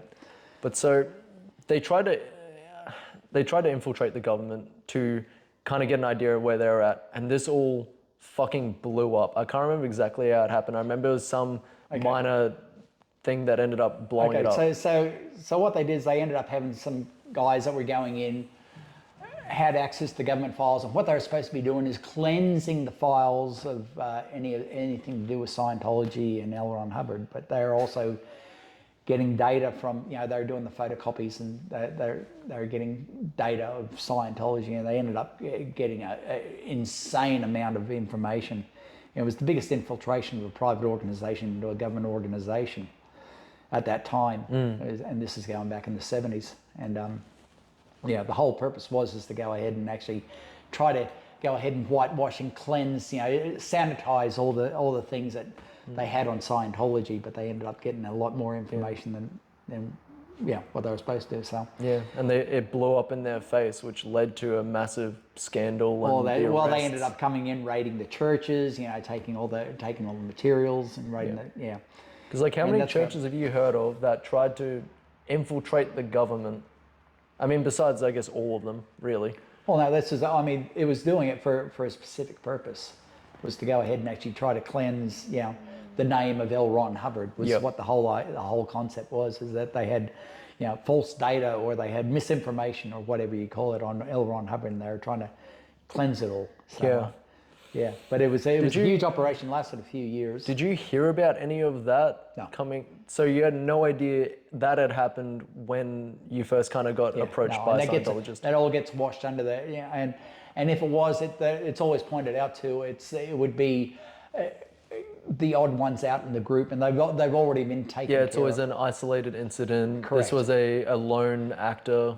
And that's actually spilt through Scientology all the time. When any sort of upset happens, it's an isolated incident. Yep, they weren't doing Scientology properly. That's what happened. Yeah, well whatever it was, and they were actually working underneath the orders of L. Ron Hubbard. But that's why Mary Sue ended up going to jail, because she took the brunt of it, because she believed. She took the fall for L. Ron Hubbard. Yeah, and in a way, this almost completed the magical spell that he needed to really take Scientology off, because he just became a martyr. He just got the ability to truly say, the world is against us because what we have is so powerful, and that's why everyone's attacking us. That's always been a selling point. He's been selling that since Dianetics. He was doing that from Dianetics. Yeah. The reason Dianetics failed is because everybody was after him. Yeah. He had this paranoid delusion. Well, he grew it and grew it and grew it. It was like, oh, the psychiatrist will come after us. Well, they said, what you're writing is bullshit. Well, because didn't it get shut down by the FDA or something? Not FDA. It was something. Some part of it got shut down in the early days. Oh, it's been shut down periods of time. I mean, it got completely shut down here in Australia. Yeah. But because of the fact that they were saying it's selling bullshit. Yeah, well, in the States, it was either restricted, and a lot of people ended up doing. Well, when he went to St. Hill, he had the St. Hill Manor, and that's he had what they called the St. Hill Special Briefing Course. He'd always make up these big courses that you go ahead and do, and this course takes a couple of years if you're good. I've seen people take 10 years on that course.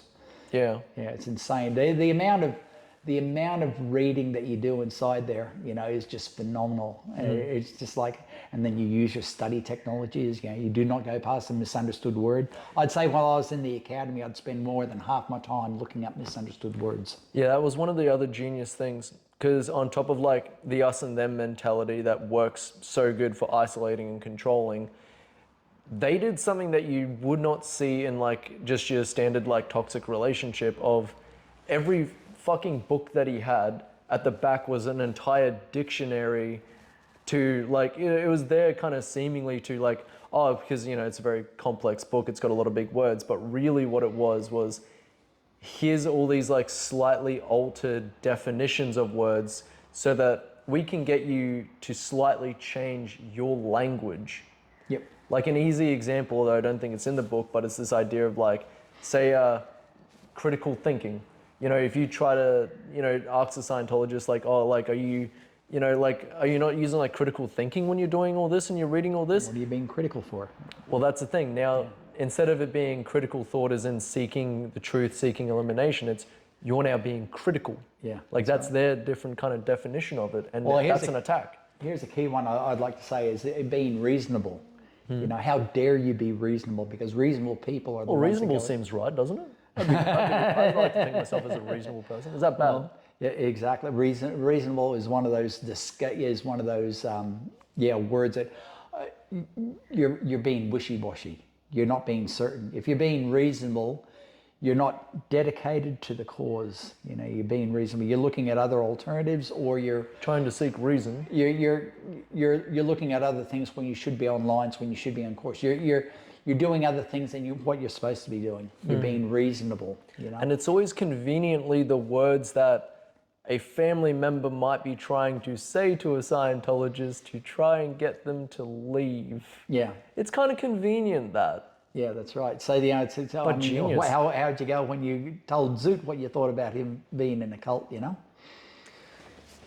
Well, so with Zoot, yep. I tried to really focus on more so just telling him to get information and inform himself of what was going on. And I really, he had already pre-stipulated a lot of things on what I was and wasn't allowed to say when being his friend. Okay. But Geez, what a friend. Well, that had gone on since he was 13. Because I remember when I was like a shithead 13-year-old and like just like hanging out with Zoot growing up and hearing a little bit about what Scientology was and how it was a cult, and I like to make everything a joke. We're in Woolies at one point and I picked up like probiotic milk and I was like, hey Zoot, it's Scientology. And he's like, what? And I said, because it's your cult. And Oh, that's hilarious. that was the first time he said, don't call Scientology a cult. Like, I Really? won't be your friend. And I went, oh, okay. Wow. Okay, my bad. Wow. But yeah, beyond that, he the second I kind of first actually said, look, dude, it's been enough time now that I can safely say, no, this is not right. Like, this is fucked. Look at all the things that have happened to people. Like, look at like the 50 plus like isolated incidences, which, you know, if you've got like 50 of them, they're not exactly isolated anymore. I remember he sent one short message. It was just like, goodbye, Dylan.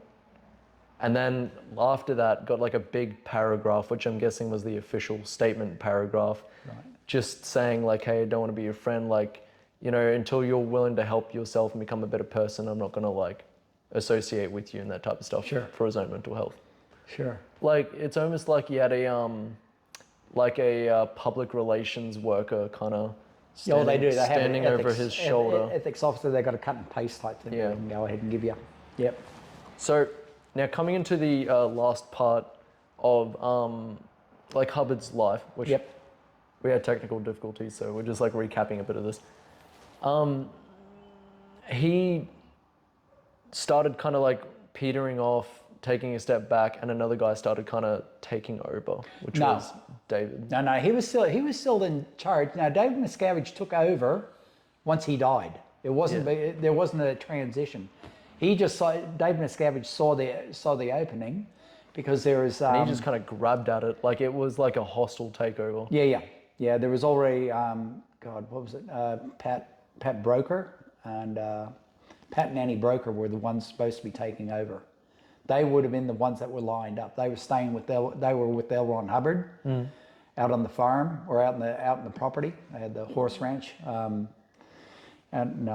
forget what part of it was out of Los Angeles. Anyway, they are the ones that were G'd up, and basically Dave Miscavige it was just a hostile takeover, and he ended up just said, I'm the captain now, and just fucking grabbed it. Pretty much, there's a lot of machinations in the background. There's a lot of other people that should have been taken over, but he was the one had the brute force and seemed to go ahead and had the people behind him. And there was quite a few standoffs inside the organization too. But he ended up being the one. He could see, he had the vision. Yeah. And you can't underestimate he had the hunger. Guy. He had the hunger, and he could see what he was taking over. So there's nothing more powerful than a short man's desire for power. It's fucking brutal. But this is about coming up to where you've come in now. Well, I came in. Well, no, see, my first. This is like him taking over is about 5 years into you being in. Now you got to realize me being in is I've touched and let go, I've reach and withdraw is what we call it. It's a process in Scientology called reach and withdraw. You touch. So I came in Scientology would have been, in the early 80s. So I was in for a few months, and then I bailed, and then I was doing my thing. I was still alcohol and drugs. It was mainly just weed and stuff, but pretty heavy. And every time I kept on falling on my face, I'd actually come back into Scientology. So it would have been. Because they specifically try to attract the people who are down. No, they they look for you. That's the easy way in. When a person's having difficulty, if you've been fired from your job, like when they're vulnerable. Exactly. That's when Scientology jumps in. They're a predator. They can smell the weakness. This person's in a weak state. When I was traveling around Australia, I was not in I had no ambition except to get over to Perth, and I was only 18 at the time. I was hitchhiking my way to Perth with bugger all money in my pocket, and I was still, on the way, and this dropped up in front of me, and well, this seems like I'm searching for something. When you're at that age, you're looking for something anyway. Yep. And I was just trying, So it does, it preys on vulnerability, or when you're in your low point. Yeah, like a lot of religions will go to the left or right of either like they try and catch you when you're vulnerable, or they try and catch someone who's got a lot of money, and like who's doing really well but doesn't have a lot of street smarts. Yeah, probably. Yeah. Which is a big part of their obsession even the with people actors. with money, they'll find them at a weak point. It's the same thing. Yeah. But it does prey. It does seem to go ahead.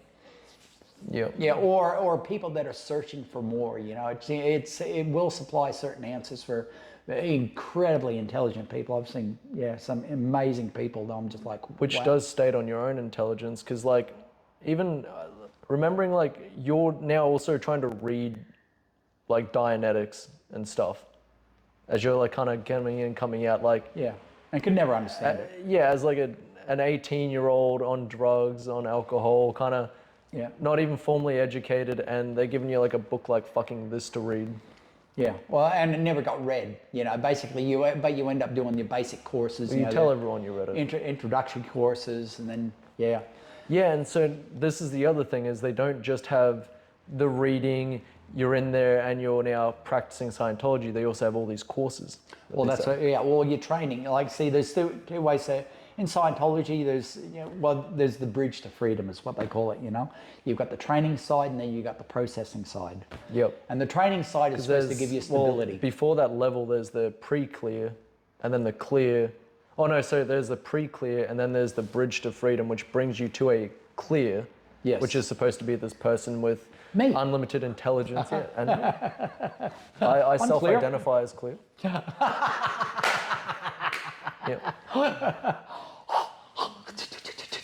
But that is supposed to be the guy, which I think they also call that like someone who can hit like the top of the bridge, the top of the level is like tone 40 kind of thing. Like you're always on the zone, you're always confident, you're always ready to go. You can access all your memory, you've got full potential intelligence. And they also then start to get a bit esoterical when they talk about things like the MEST. So like the matter, this is one of your fundamental. Well, that's not esoteric. I mean, that gets into a bit of the later woo stuff. No, MEST is matter, energy, space, and time. It's just the building blocks of the physical universe. Yeah. But they bring that to specify the physical universe, so they can then kind of integrate the shit that's outside the physical universe, the thetans. Yeah, and it's so fucking funny because I say, thetan has no physical identity, or has no space, no location. It exists outside the MEST. Yes, and they say, where's the best place for a thetan? Somebody said this to me the other day. Where? 3 feet behind your head. And I sort of thought after they said this, but if a thetan hasn't got any location in space or time, how can it be 3 feet in the back of your head? How can it be spatially? And there's the cognitive dissonance. I only just fucking realized this. What's this? So I'm 62, so let's work that out. So say 18, 28, 38, 48, 58. So 40, almost 45 years later, hey, I never thought about that. How can a thetan actually be 3 foot in the back of their head when they have no location in space-time or in the physical universe? Yeah. Huh. It's like the same contradiction to people who say they have a short patience. And it was something you brought up of like, you told me this years ago that fucked me up, is like, I used to say my old man had like a short temper, and you'd go, well, how long is it? Is it like this long? Yeah. And like, is this a short temper? Is this a lot for a temper? Yeah. Like, it doesn't fucking exist. Yeah. Like, your temper, your patience can be as long as you fucking want it to be, because it's not a physical existence, it's a cognitive decision to change something. Yeah. Yeah. And even learning the idea of a thetan is kind of manifesting it into reality, because you're believing it exists. Well, the funny thing is in Scientology, this is one thing I really enjoyed in Scientology. We used to do these things called clay demonstrations. So a clay demo is you've got to go ahead and demonstrate. And this is part of the courses? This is quite often in courses. I mean, you actually mold clay, and each clay has a specific representation. They like to say, this is getting it out into the physical universe.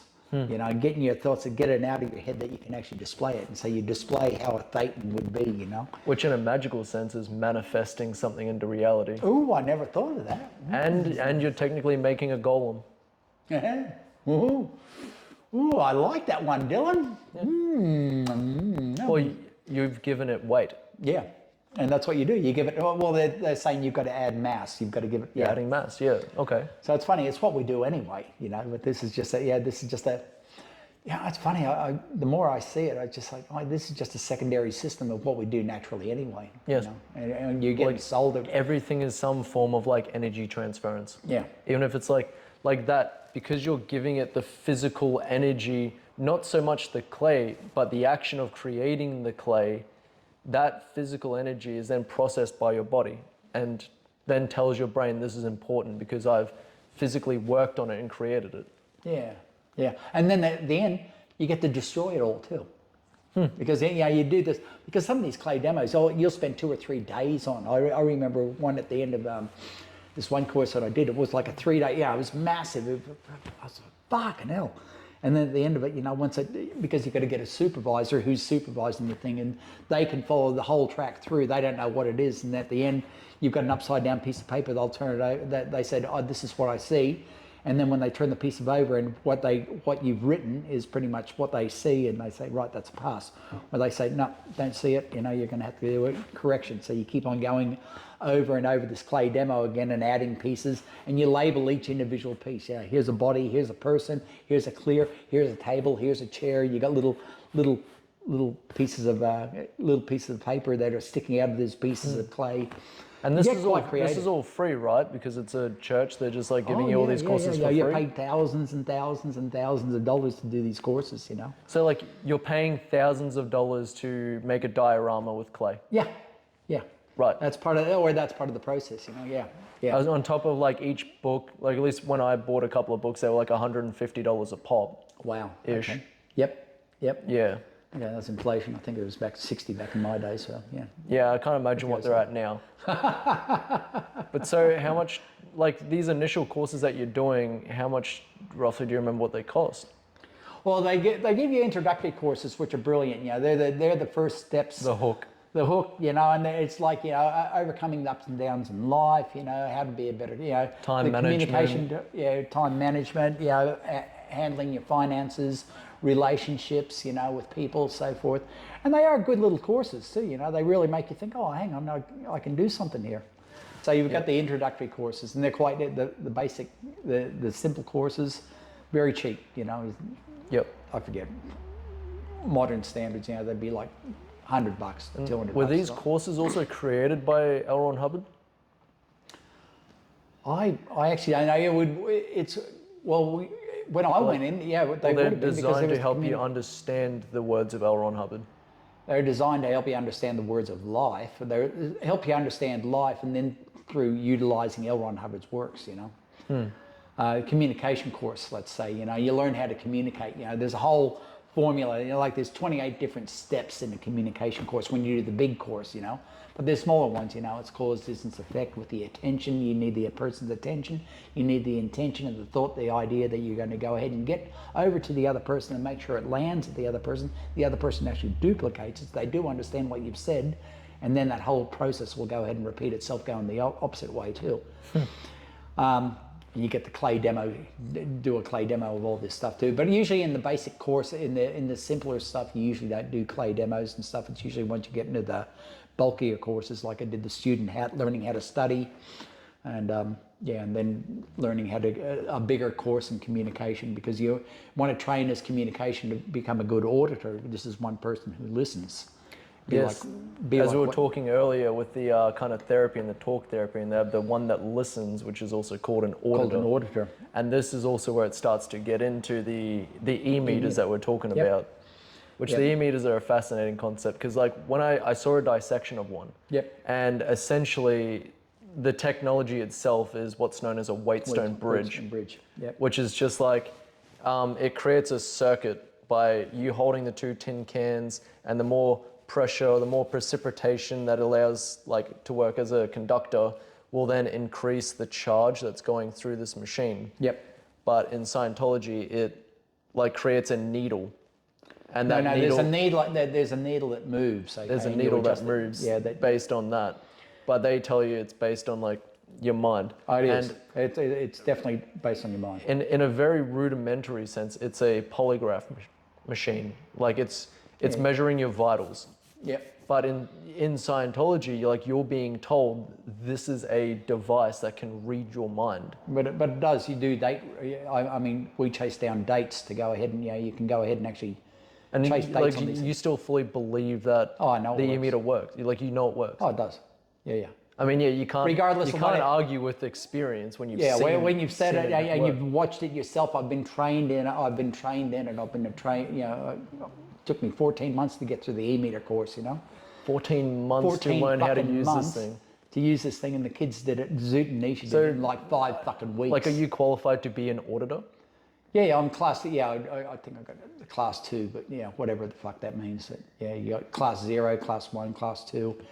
And I've got other friends. Like Nisha would be class 5 plus. She's done thousands of hours in the chair. That's my daughter. Yep. But no, they definitely work. I know they. Yeah, there's no doubt about it.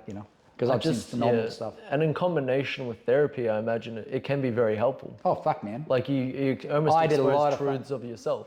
I've had a lot of auditing. But it's also very terrifying, because like now all of your deepest, darkest secrets, you can't hide. I never have. Yeah, it doesn't matter. I don't care. The thing is that you get blows like, what are you gonna hold over me? And as if I fucking care. That's a big part of their tactic, though, is they try to hold that stuff over. Oh yeah, but when you get out, it's just like knock yourself out, and then they're going to tell bullshit anyway. So it's just that's exactly it. Whatever, Yeah, I fuck goats. I don't care. If that's what you reckon. And if someone hates you, you're doing something right. Yeah, makes you feel special. Special. Well, before we start to get into your journey inside Scientology, we might save that for part 2. Yeah, that's cool. And I wanted to finish with something a little bit fun, because this is a lot of very deep, kind of dark memories for you. It's gone back I feel 30, 40, 50 years. Yeah. Well, I'm happy, I'm glad. Yeah. And because we're coming into Scientology with our own kind of little diorama, we're going to play a game. Yeah. So check under your seat. It's like Oprah Winfrey, but a lot more poor. Oh. Okay, so we're gonna have about 5 minutes, depending on how much lifespan my phone has left. We're gonna make some tinfoil hats so that we can make sure none of the Thetans can actually read our thoughts and interrupt next episode whilst we go through all the secrets and all the stories of Scientology. Ooh. Okay. Look in. So hold on, let me try and get this going. So this will test the skills that you learn in Scientology with My clay demos. giving mass to things. Yep. Okay, so we've got 5 minutes Build a to hat. make a tinfoil hat to protect ourselves. Dom dom dom dom dom dom dom Okay, dom dom. ready, Yep. set, go. Dong dong dong dong dong dong dong dong dong dong dong dong. I'm going to use the floor. I'm going to use my hand. Oh, that's good.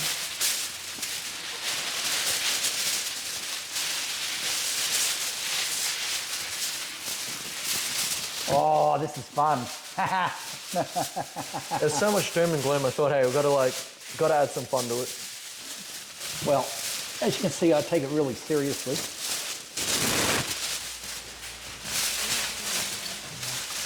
Oh, man. Makes me feel special that I can actually go ahead and make something like this. Cool. What do you think? Who do you think's winning? I like yours. I like the cone head side, or it's a little bit like a gnome. Yeah, I don't know. But I reckon these will protect Yours us. looks nice and tight. I feel safe. I know those, those energy beams won't be coming in and bombarding our fucking brain. Yeah, we'll be good for the part 2. buddy jelly. I'm hoping mine are going to get absorbed into this, and then they're going to get shot over across the road. Oh, nice. Yeah. Well, I feel pretty safe now anyway, Good. Nothing like a bit of safety and security, That's what we're after in life, isn't it? You excited? Part 2, we're going to be actually getting into your full journey and the brunt of it of Scientology. Whoa, man, that's quite a lot of coverage. It's going to be, yeah. That's why this has to be a multi-part series. Yeah, man. There's no way we're going to smash this out in one episode. No, because it's very interesting. Yeah, it's been fun. I really enjoyed this. It's yeah. I'm glad it hasn't been too kind of traumatizing digging up the old memories. No, it doesn't worry me. No, I've dealt with all this. I've done all my shadow work on this, and yeah, I think it's traumatic. When the kids finally cut communication, that's when I did my little trip down the Mary River, you know. Yeah. And that was my that's my solution. Yeah, your little journey. My little journey. Yeah, we'll talk about that. Here's my tinfoil hat's falling off. No, protect me, please. We better leave it here. Please don't. Stay tuned for part 2, guys. Okay. Stay wild, Moonchild. Bye now. Hey.